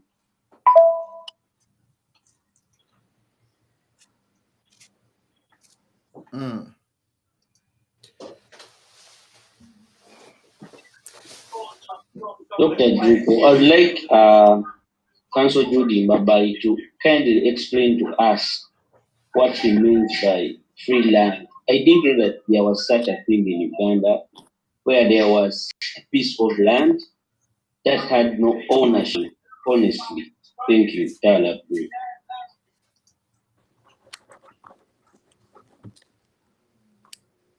UNN, good evening. Greetings to Mr. Jude Mbabaali and Dr. Joko. My question goes to Mr. Jude Mbabaali. I'm asking you, why politicians in Uganda, they are so scared, they fear, they hate federal system of governance? Because we grew up hearing federal, but the way politicians twist the word, for us, we grew up knowing that federal means Kabaka, federal means Buganda only. But these politicians, especially the opposition ones, because I've ever had the opposition politician twisting that word. Why the politicians in Uganda fear and hate federal system, yet they move around the world, they visit federal countries like Germany, USA, Switzerland, United Arab Emirates, but why do they don't admire? Why do they hate? Thank you very much. My last question to Mr. Jude Mbabaali about the issue of land of minor land. We are requesting that if you politicians and other opposition, before they look into that law, government will act on that law. We want the government. Do you have any effort to enforce the government of mafias to look into the issue of our lost land, the land we lost to Kenya, the land we lost to Sudan? They tackle the Mailo land. Why don't they first look into that issue of the land we lost there?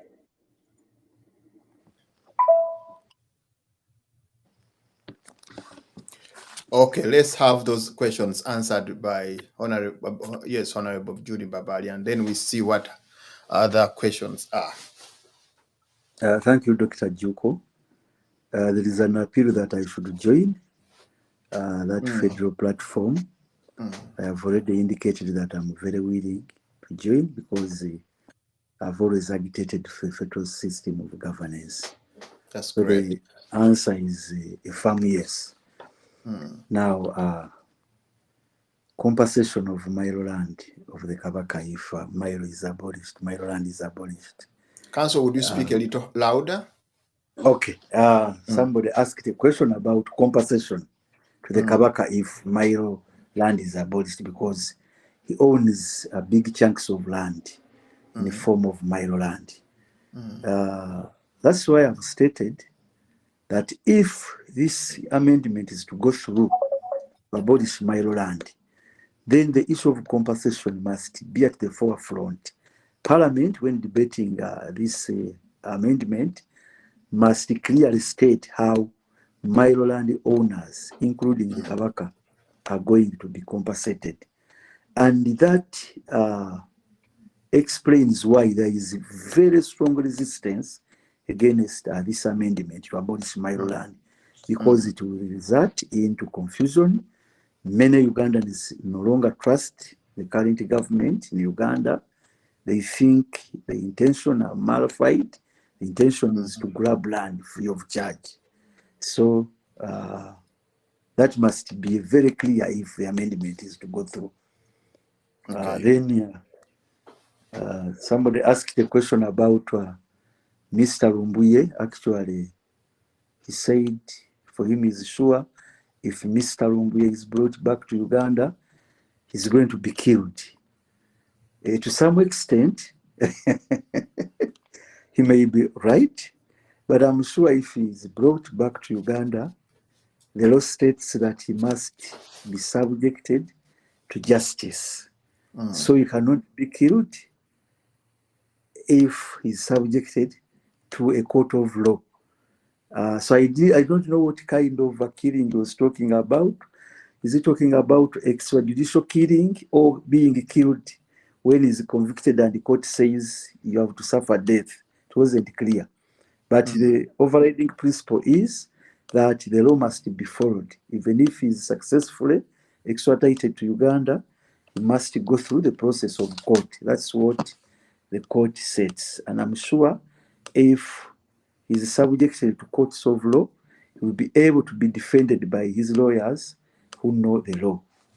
Freehold land. This scholar has stated that he wasn't aware that somebody can acquire title if he identifies free land in Uganda, and he asks, what exactly is this freehold land? Freehold land is land that you own in perpetuity. It is the same as Mailo land. If, according to the Land Act, you identify land that does not belong to anybody, and up to date, land is being identified, and genuinely you find that the land wasn't surveyed, it belongs to nobody. So you can apply. There are some people who have leases on freehold land that belongs to government. Those people are encouraged to apply for freehold in their names. It is acceptable. For example, if you have a lease on government land, you can apply. Some people, there are some forests that are being degazetted. You are aware of that. Parliament can degazette a forest. So if that land becomes available and you have been sitting on that land as a Chibanja holder, you can apply to have that land in your names, and what you get is a freehold land title. You do that through the land boards that are at the district. Then he's asking, why do politicians fear? Yes, it's politicians are scared of federal system. Many politicians come to politics because of their selfish ends, because of they want to gain as persons, selfish intentions. Now, under a federal system of governance, especially that one the kind of federal we're agitating for, that makes Uganda an independent state within a state, it will not be easy to swindle. For example, a minister of central government currently controls all of the land that is in Uganda. It is under him or her. But under a federal system of governance, the land in Uganda would be controlled by the minister, the state minister, the federal minister in charge of land. The land in Acholi will be controlled by the person who is in charge of land there in that federal state. So that's why people fear. They don't want to lose power. That is loss of power. The power will have gone to the federal states. So they fear to lose that power. I think that's what even President Museveni fears. Lastly, he talks of land lost to Kenya and Sudan. I wasn't born when Uganda became independent, but I'm aware that the colonial and drew the maps, the boundaries of Uganda, of Kenya. And I have been taught in class that Uganda was bigger than it is currently, but part of its territory was given to Kenya, and I think part of it to Sudan. I don't know the reason yet why that happened, and I don't know whether that land is recoverable. But you remember when Amin tried to recover some territory from Tanzania, he was attacked and removed from power. So it is a bit dangerous to be actual aggression against a neighboring country. Thank you. Thank you very much, Honorable Jude Mbabaali, for those wonderful answers to the question. I come back to Owek because we had lost you. And in the process, we have discussed a lot.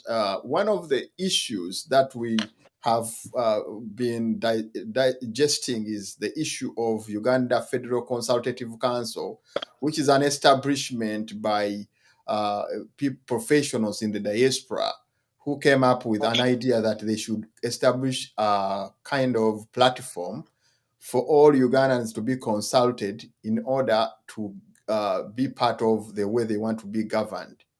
And one of the pertinent issues they are bringing forward, and actually for us at UNN, our role is to publish or to give them platform to discuss, is that they are talking about the federal system of governance that they feel like would be the most secure to the people of Uganda and to the borders of Uganda, because each one will be working for his own kind of location to see that it supersedes the other, that competitive kind of arrangement, which is a good kind of healthy development strategy.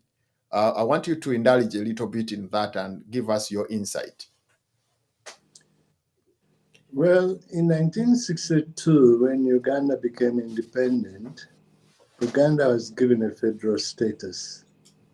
And as you know, it was given independence on the 8th of October and joined the rest of Uganda on 9th October and became one country. People have been asking, why was Buganda given independence before Uganda? And this is because Buganda had an agreement with the British before Uganda was formed.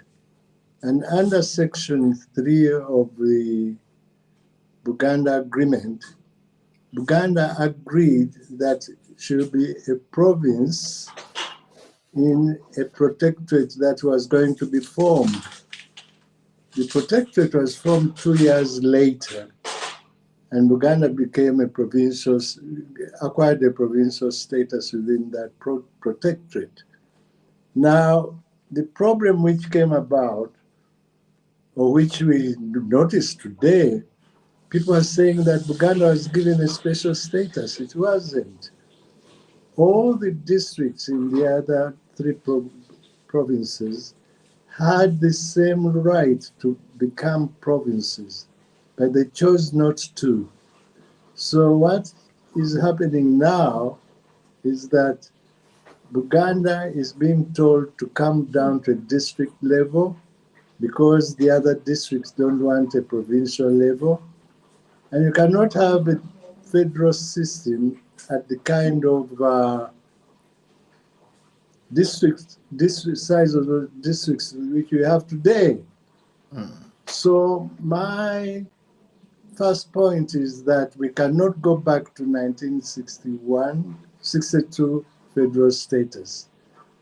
Since 1962, there have been a lot of developments in the system of federal states.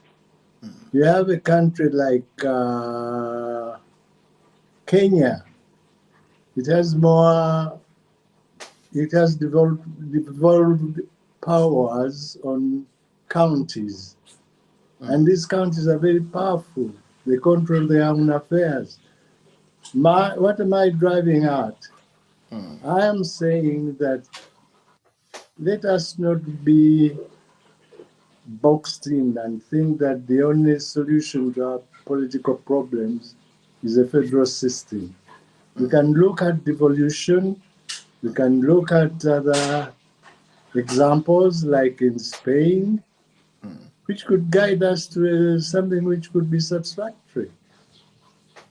So I welcome the idea of a federal platform in the sense that it can give us a way forward.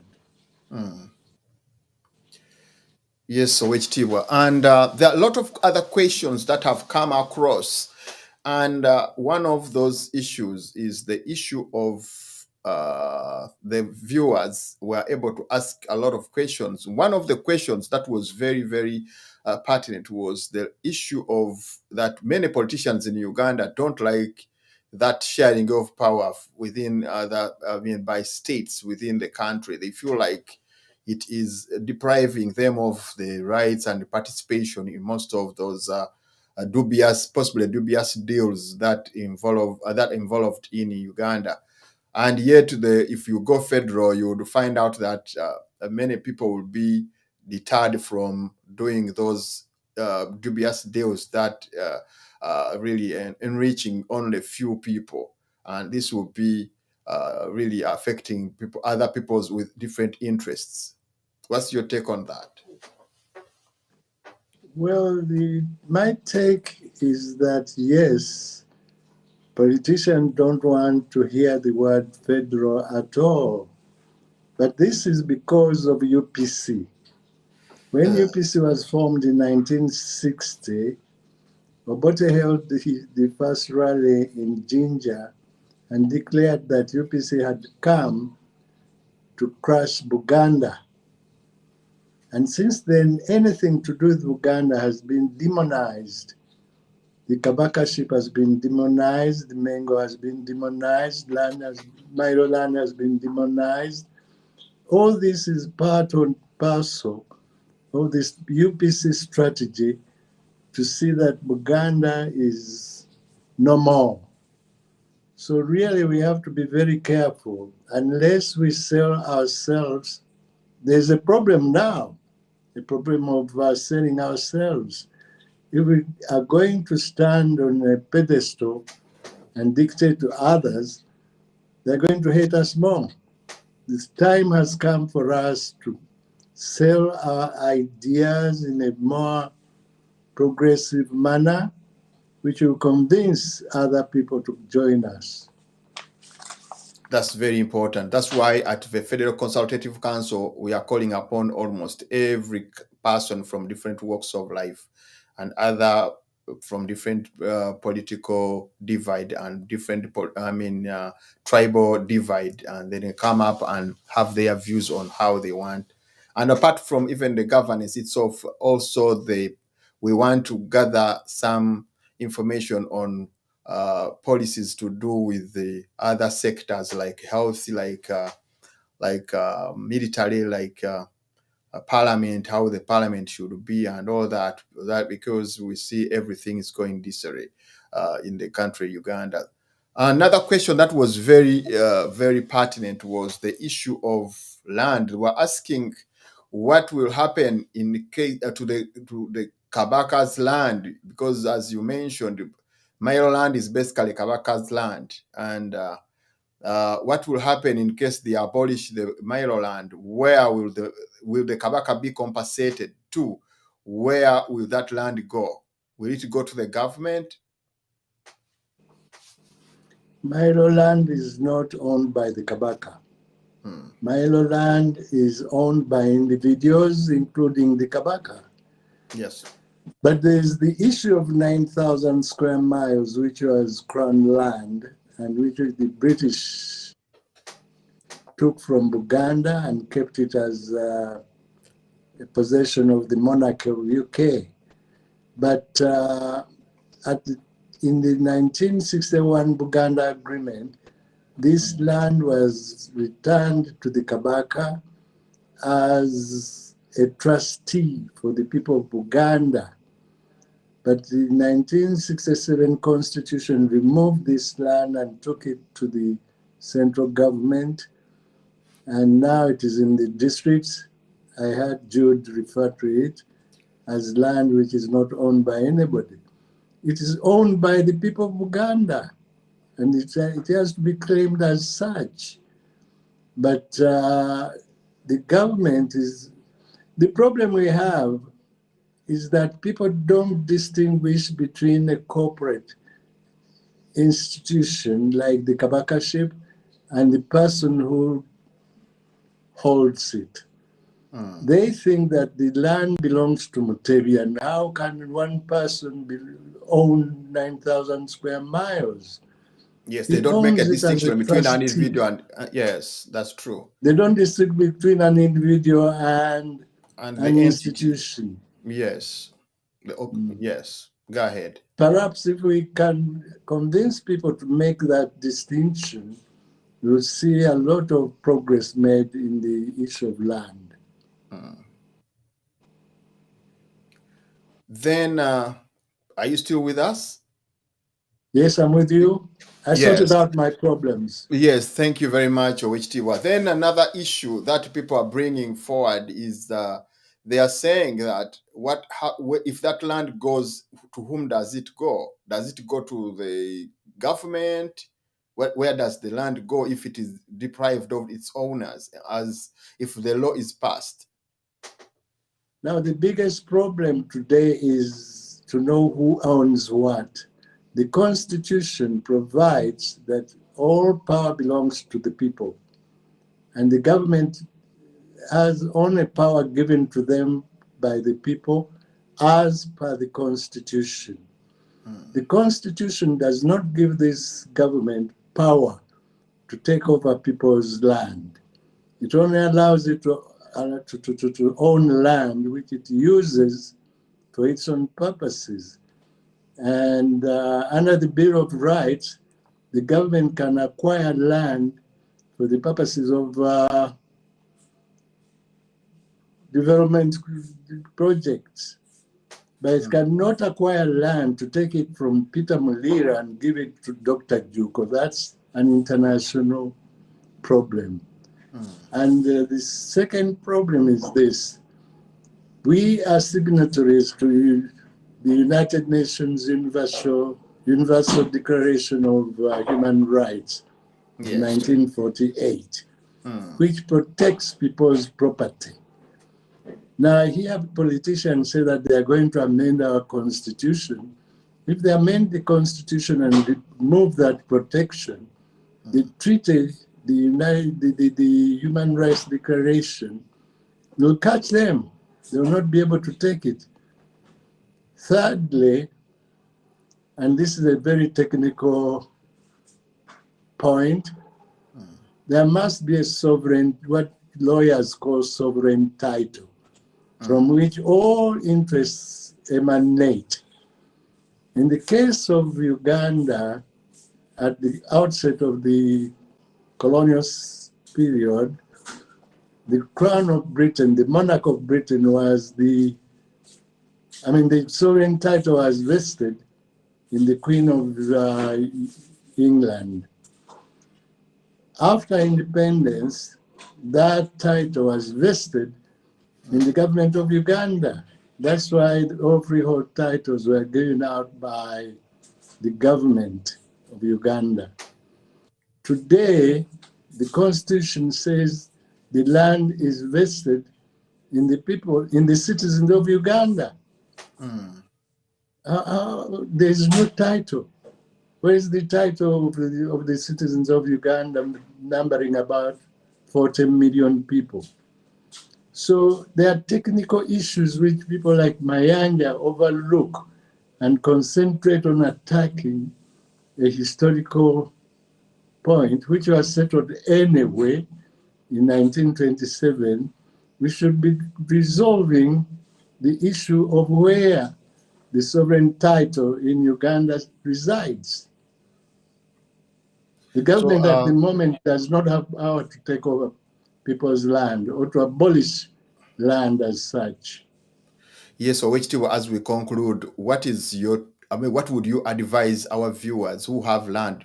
People like Dr. Juko, who has land in Uganda and he feels like he's going to be deprived of his land. What is your advice? My advice is not to Dr. Juko as a person.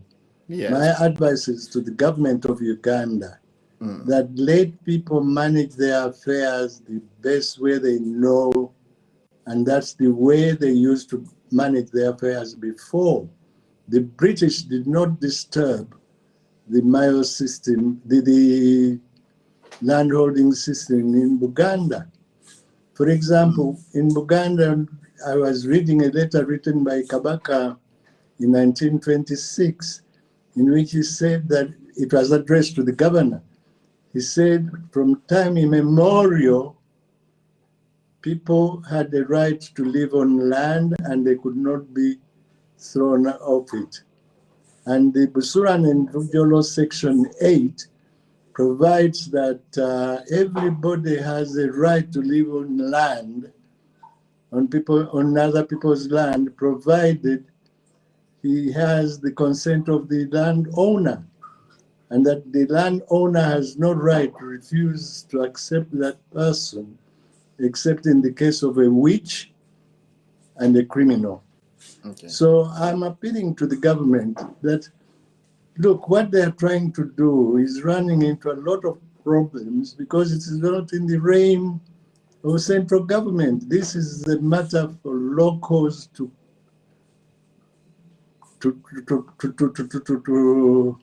organize. And maybe my last advice, which is not only to Dr. Juko, and our customary system, every landowner had to appoint a Musigire who looked after his land. So I would advise Mr. Juko, Dr. Juko, to appoint a Musigire. Thank you very much. Look after Thank you his very land. much, Owek. We have some other callers or voice callers on by the producer. We're gonna bring them over, and then we try to see how we conclude our show today. Let's have some voice from the producer.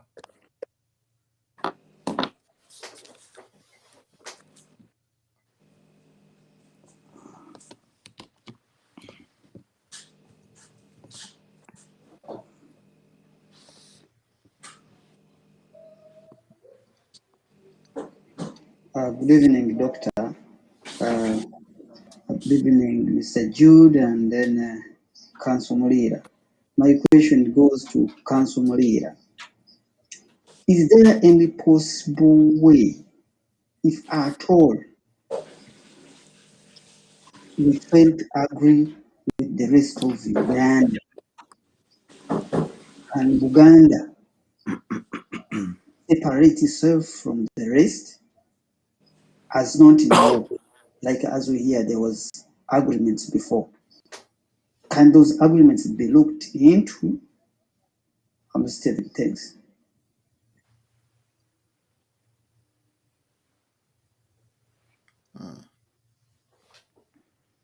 Let's go ahead. Greetings, Dr. Juko, and our guests, plus my fellow viewers at UNN TV. This is Nasanga Smaya, also known as Nava. My question will go to Dr. Jude Mbabaali. And my question is, Mr. Jude Mbabaali, do you think Uganda will gain anything from the new Uganda caucus? Or it will just benefit Mr. Katengo? That is my first question. Another question of you is that Mr. Katengo only preached unity, which is the idea of Museveni. And we all know that he didn't mention anything as far as federal is concerned. Do you think Mr. Chagonga is going to preach federal after gaining power? And we all know that federalism means sharing power or sharing resources amongst the regions. Do you think Honorable Chagonga is going to do anything as far as federal is concerned? Another thing or another view is that we can't expect anything from that Uganda caucus, because based on the Kabaka's situation is in now, their only quest and the only thing they can do is to talk about Mr. Lumbi. And to me, according to the little knowledge I have, I think Mr. Lumbi was brought in to divert all Ugandans on the Kabaka's situation and the way he appeared in the public, or some of the words he said from his speech on the coronation. So they are trying to use Mr. Lumbuye or Mr. Drone to divert all of Ugandans. Because if you go to the social media, you only find Mr. Lumbuye issue. No one is saying about anything as far as the Kabaka situation is concerned. And I think that is a diversion.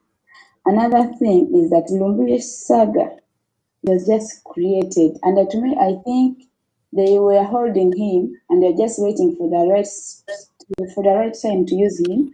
And this is the right time to use Mr. Lumbuye. Because how can the Minister of Foreign Affairs come out and say, Mr. Lumbuye, we are expecting him on the plane boarding today, and up to now, nowhere to be seen. And people are just there asking themselves, is Lumbuye killed? Is Lumbuye in another country? Is it Lumbuye? Is it true that Lumbuye is in the custody of Uganda police? Nobody knows anything. They're just there playing on people's minds as they are passing time. You see? And for them, their land issue is going smoothly because there's not any Ugandan who's paying attention on that. The only thing they can do now is to cover Lumbuye. The whole media is being covered up with Lumbuye issues. There's nothing to benefit Ugandans. They are just blogging Lumbuye, everywhere you see Lumbuye. And even now we are talking about Lumbuye.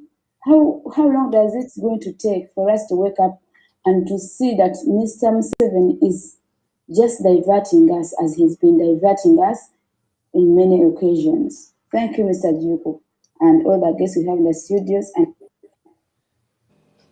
Thank you very much. Good evening, Doctor. Good evening, Mr. Jude, and then Counsel Muliira. My question goes to Counsel Muliira. Is there any possible way, if at all, we fail to agree with the rest of Uganda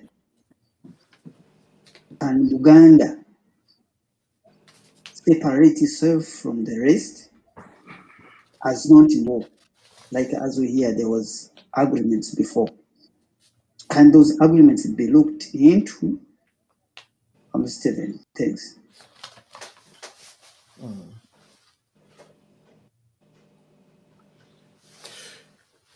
Yes, can we first answer those questions? And I think, Counsel Muliira, you had two questions, and those questions were the same.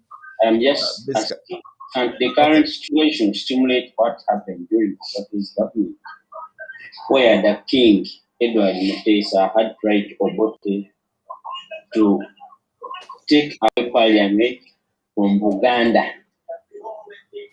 Thanks.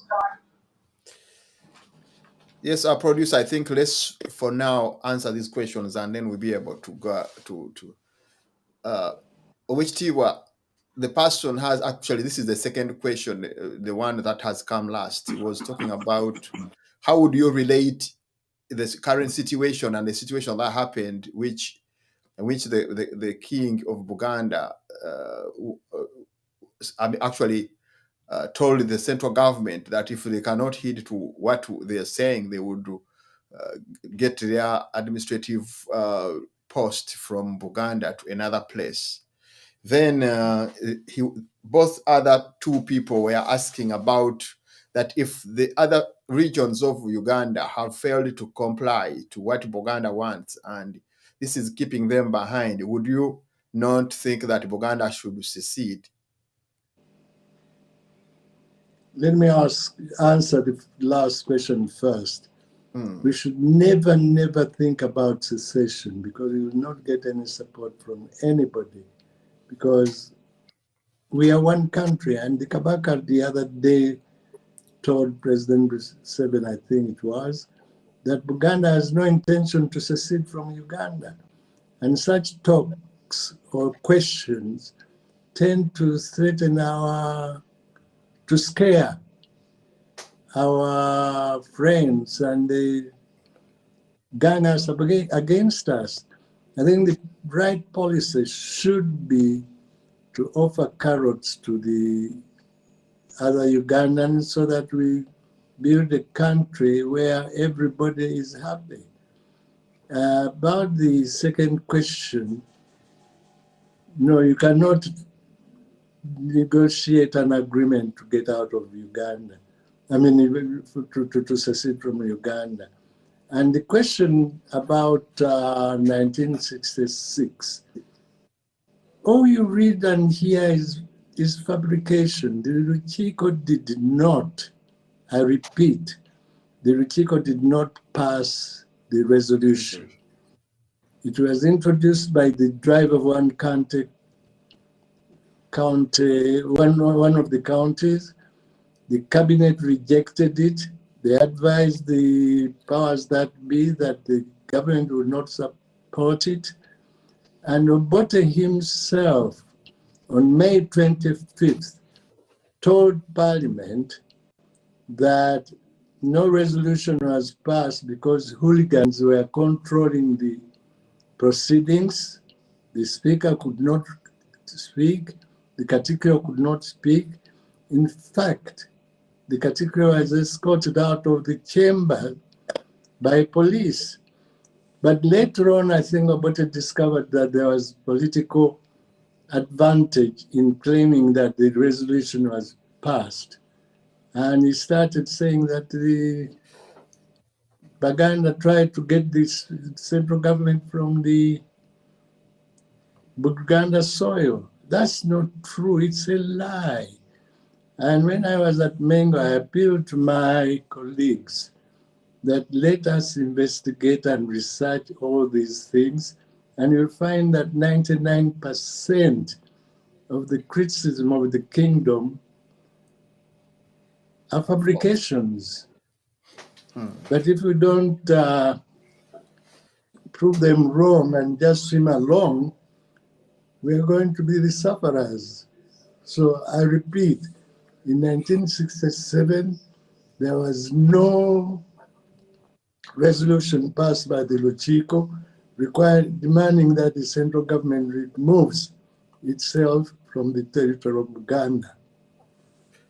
Thank you very much, Owek. Counsel Jude, you have some questions as well to answer. Yes, from that lady whose name I've forgotten. Sumaya. Basically, Sumaya was basically commenting. She just noted, according to her own view, that the Lumbuye saga is a diversion. And I think she's entitled to her own opinion. I wouldn't want to go into that. However, she also she's worried that the Buganda caucus has not played its role, that they are quiet and she doesn't expect anything from them. I know the leaders of the Buganda caucus. Most of them are my friends. I'm sure they are well-intentioned. They will do work after they have come together as a team. Remember, they comprise of members from different political parties. So they need to first sit down, agree on an agenda, and start moving it. It's too early. They were just sworn in recently. They haven't settled a bit. So let's give them time to settle. I'm sure they will be able to help the Buganda kingdom. I have a lot of trust in Mwanga Kivumbi. I have worked with him for the last 15 years very closely. He's a very well-intentioned person, very intelligent, and I'm sure he'll be able to guide Buganda kingdom on what goes on in the parliament. Yes, let's have some other voice. I think this should be the last section of the voices, and then we close up.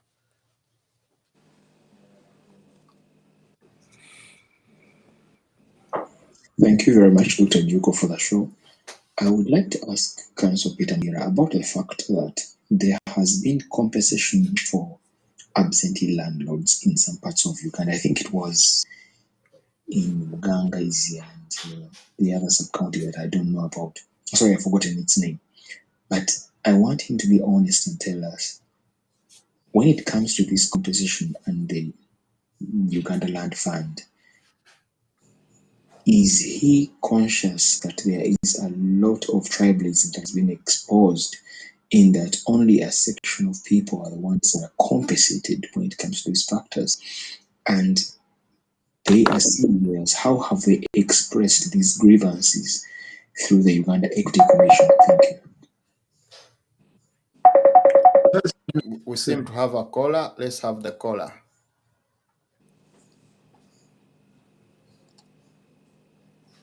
Yes, caller, go ahead.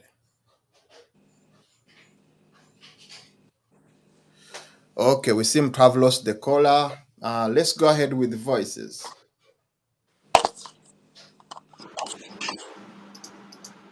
I think, Owek, you have had the question. Yes. Let's have another voice or two voices, and then we. Hello, good afternoon, Dr. Juko. This is Jaja. I want to express or talk about something that is mine. It's not for UNN or anybody else. I have a belief that Museveni cannot do anything more to hurt Buganda than what he has already done. He has killed them, he has stolen their land, and last week you saw what he did to the Kabaka. After the Kabaka sternly persisting and telling Museveni that he's not interested in changing or Mailo land, he talked about Masaka segregation and even asked Museveni, what is it that we did when the Buganda, the one that brought you into power?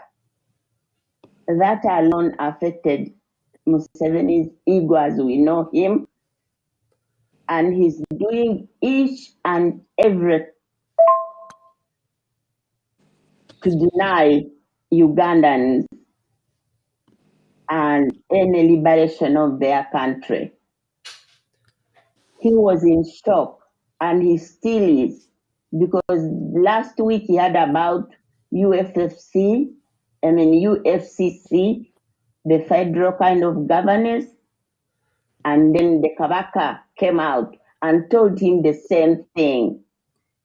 That's why he demeaned the Kabaka, surrounded him with our copy in a compound, seated him on a small chair on the side like he was trash. And Museveni is doing all this political masturbation using Uganda. He's using Uganda Nope to kill Uganda. He's using the likes of Nkanji to destroy Uganda. So for me, the only solution is UFCC. And I call upon each and everybody who wishes Uganda well to just forget about Museveni and his wenge and concentrate on liberating our country. I know 100% this Lumbuye thing, saga or quagmire, is just a distraction.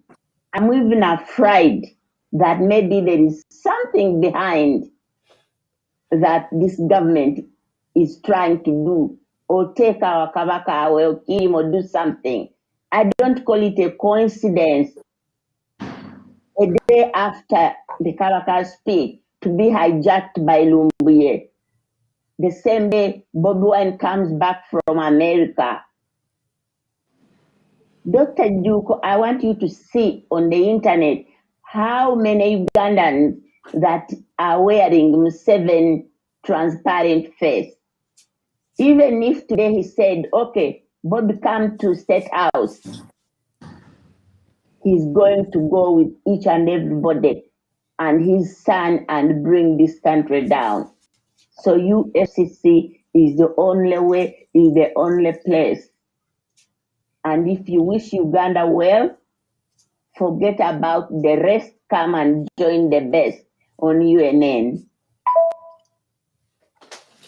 Thank you very much. I think we cannot go beyond that. Let's have Sebo nze mbuuza kakati Sebo nze mbuuza mbadde mbuuza mwami Muliira sorry ne mwami Mbabaali. Tukimanyi muli ba lawyers ate muli bantu bakulu tubasomako mu bitabo mu mawulire muli mu Buganda. Buganda tufunye ebizibu bingi nnyo ate nga mmwe bantu abali knowledgeable. Naye ku nsonga zonna ezirumya abantu emitima ng'ez'ettaka ng'eza Kabaka waffe okubeera ng'afaanana bw'atyo nga byonna ebiteekateeka ebiyita ku Buganda, mukozeewo ki mmwe nga mmwe okulaba nti mutuyamba ne muyimirirawo n'abantu abalala?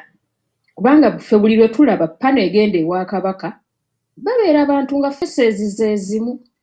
Kati tetumanyi oba muli mabega waabwe nga mubatuma nti mwogereeyo bino oba bye boogera bye mwagala bye batatuusa. Naye tubadde tusaba mutuyambeko ne ku ky'obulamu bwa Kabaka nakyo waakiri agendeko ebweru akeberebweko. Ayinza okuba nga takkirizibwa oba akkirizibwa, naye propaganda ayinza okubaawo, naye era bagamba ewali omukka tewabula muliro. Tusaba mutuyambe, amannya gammwe gali wanduukululwa mu nsobi ezikoleddwa mu Buganda. Tweyanziza. I think our producer, let's not go beyond that. They're going to answer some of these questions. Let's have Counsel Judy. Can you have they have a lot of questions, I think, for you as well.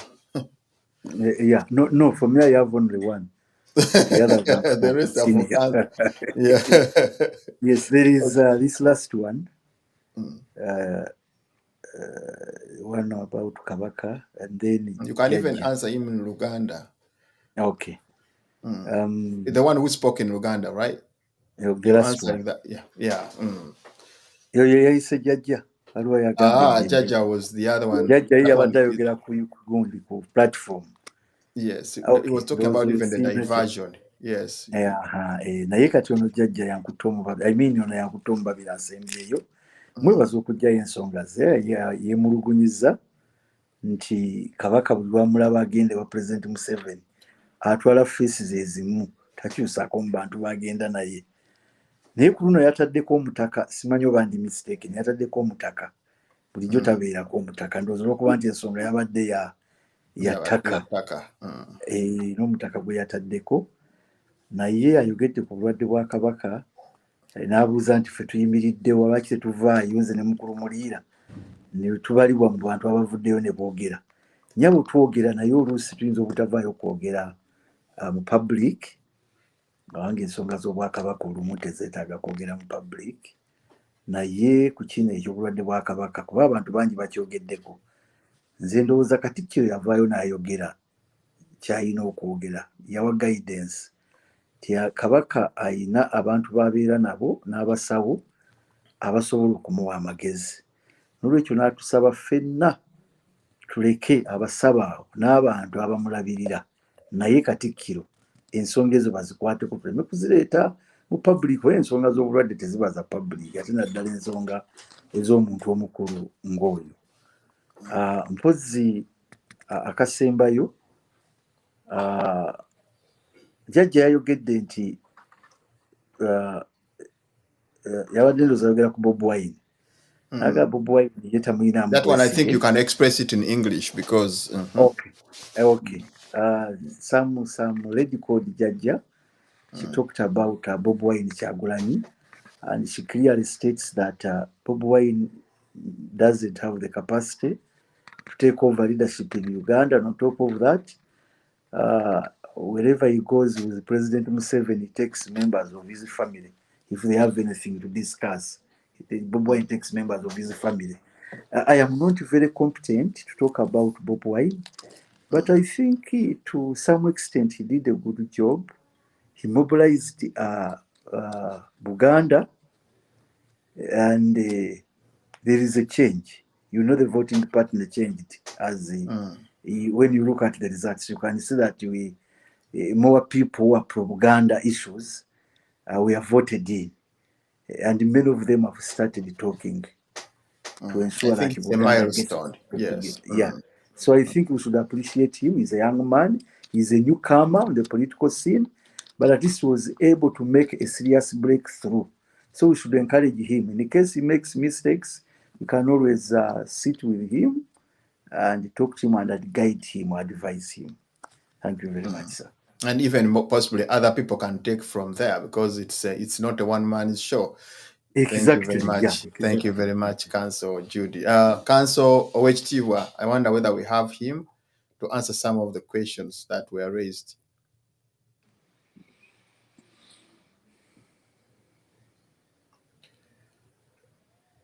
Oh yes, it seems that we have lost Owek. And yes, Counsel Jude Mbabaali, I think as we wind up, can you wrap up within 3 minutes, and then in the 4th minute you say bye-bye to our viewers. Okay. One, I thank you for inviting me to be part of this serious discussion. I have also learned a lot of things, first of all from my senior, Counsel Muliira, and from the people who have called in. I have learned what people think about our country. I have now known what the problem exactly is as far as public perception is concerned. My guidance is, let's wait, because waliwo kye bayita okuba mu kisaka. President ayinza okuba nga akuba mu kisaka kuwulira kivaayo. So let's wait and see if he takes any serious step towards having abolishing Mailo land system. Politicians are like that, especially President Museveni is very cunning. Sometimes he may be diverting us from something important. You know, we have COVID and we have a lot of money which has been received, and there are many complaints from the public about that money. So you may try to divert the attention of Ugandans by saying, why don't we talk about this Mailo land so that people don't follow this money? So we eat it, finish it. By the time they wake up, we shall have finished the money. So we should be very careful. Let's also keep a keen eye on other developments that are going on in Uganda. Let's not concentrate on only one aspect, that probably where we have no evidence that actually the government has started implementing the proposal. Everybody is just talking, Muliira is just writing. And I'm happy, I'm happy my senior referred to what Honorable Minister Mayanja is writing as rubbish. That is a serious statement from a senior counsel. He has also said, that he knows that Mayanja doesn't write those articles, but somebody else writes. He's ghostly writing. Yeah. For him, he just appends the signature. Those are interesting revelations from such a senior person. I thank him for having participated. Thank you very much, viewers, for viewing this program. We pray that whatever we have discussed, if you find it important, please pass it on so that our people get new knowledge. Yeah. Thank you very much, Counsel Jude Mbabaali, and thank you very much for being part of this discussion. And we just request you that any other time that we ask for you to come back, you'll be in position too, because I think a lot of things have been learned from our viewership over what you have discussed and with your wise ideas. And we hope not to go beyond this. Just viewers will thank you as well for the effort that you have put in order to be able to listen to this. Counsel Wechitiwa, would you please answer those questions, and then from there we shall be waving bye to our viewers. The first question was about tribalism in the dispensation of the disposal of the money to absent landlords. That one I have no personal views about, but I remember at one time there's a gentleman who appeared before the Land Commission 2 years ago, and he was accused of receiving 4 billion shillings from that fund. And he was asked why he received it. He said, I don't know. 4 billion shillings he received, and he says, I don't know why I received it. So maybe you have a point there, but I don't want to get into that debate. The second one was, Mukoze Wochi, what have you done about Buganda's matter? I think you can answer that person in vernacular so that you'll be able to feel it. Njagala kumubuulira nti nze nga Peter Muliira ndowooza ne mwami Jude Mbabaali ajja kusemba n'akawandiika articles ezisukka mu 200 ku nsonga za Buganda. Era right now nafunye offer ey'okuziteeka mu book form so that more people can access them. Okay. Ndowooza tuleme kweraliikirira nnyo nti buli muntu alina okulwana. Kanze Katikkiro mulinamu nnyo obwesige ku nsonga za Buganda nti azikutte bulungi era njagala tumwesige. Mpulira amaloboozi mangi agava ebweru eyo nga googera kino nakiri, naye si buli muntu alina obusobozi bw'okulwanirira ebintu bya Buganda. Ate n'ekirala njagala okusaba bannaffe abali ebweru wa Uganda nti twefugemu oba kuba ebigambo ebimu ebifubutuka ewammwe eyo bituteeka mu mitawaana. Kati I think it is it is the pain people have, you know. But they have to think about our safety as well. Bw'oyogera ebintu ebimu ebisasamaza bajjaga nti Jude Mbabaali yabadde ku programu eyagambye nti Buganda yeeyawule ku Uganda. That's true. Olaba kyenyogerako tustickinge ku ideas eziri constructive. Kyensembyayo ku bulwadde bw'omutaana Jude agizeemu bulungi nnyo ekibuuzo ekyo. Naye njagala era okubabuulira. Nze nina bye mmanyi. Naye abantu b'ebweru mugenda ne mufuula abeeno oba nti bajega nnyo. Kuba nze manyidde ddala what is going on. Omuntu tobuuka bubuusi n'ogenda olaba specialist mu America oba Germany oba Bungereza. Olina okusooka okufuna primary treatment kwe banaabesinga their expertise. Era mmanyi nti ebyo ebigenda mu maaso bijja kuzza obulamu bwa Ssaabasajja mu nteeko era nga Jude bw'agambye ebirala mbirekedde Katikkiro. Then there was a question of I think you were not around when we discussed the issues to do with the extradition of people from other countries, but I think the other one was about it, but we will not go into that because we were not around by the time we discussed it. Yes, that extradition of yes. So they were saying that it is a diversion that the yes. For me, I don't want to call it a diversion. I don't want to speculate. Let us be specific. I know that this problem of land problem started with Amin. It is Amin who banned Mailo land first. And this government returned it. So really, to say that it is a diversion to talk about Rumbuya, I think is a bit far-fetched. Yes, sir. Would you please say goodbye to our viewers, wrap up and say goodbye to our viewers as we try to finish it? I want to thank our viewers for the views you have expressed through your questions. And I want to apologize that due to the technical problems at our end, I've not been with you full time. But next time, I promise you, we have learned our lessons. But thank you very much for having me. Thank you very much, our viewers. Thank you very much, Owek Peter Muliira. We've been so honored to have you on this platform. Thank you, Counsel Jude Mbabaali. It has been a pleasure.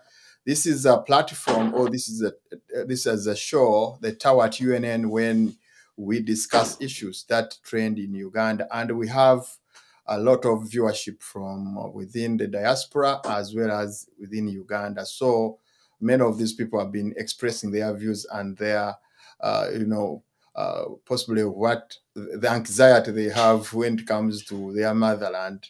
And I request that you bear with all those emotions that are shared within the discussion. And possibly we will not go beyond this. We just wish that Owek, you come back another time, as I told Counsel, that we are about to, as we try to have a lot of other issues that we bring together for discussion. And especially when it comes to the issue of governance, I think we bring you over another weekend, as you will be able to give us the time. The rest members, we thank very much our producer, who has been very pertinent when it came to some of the technicalities, and I hope all the technicalities have been solved regardless of the shortcomings. And also thank very much our viewers, because they always buy data to have their participation. And as usual, the discussion continues. We are not going away from the platform. Please, the discussion continues as we also go to the next discussion or the next show of the UNN TV. We thank you very much, viewers, and don't forget that we have a lot of viewership, and we are looking forward to many of our viewers to advertise with our TV. We have very many slots as the advertisement schedule will be given out. So this tower at UNN has some few slots that will be available for advertising, and then we will be telling you to write to our own, or the administrators of advertising, to be able to put you into one of those slots. We can't go beyond that. We thank you very much. We hope everything goes best, and then we have the next show coming on with the principal. Don't go away. Thank you very much for God and my country, and we always thank you. Till next Sunday, don't go away. Thank you. Bye.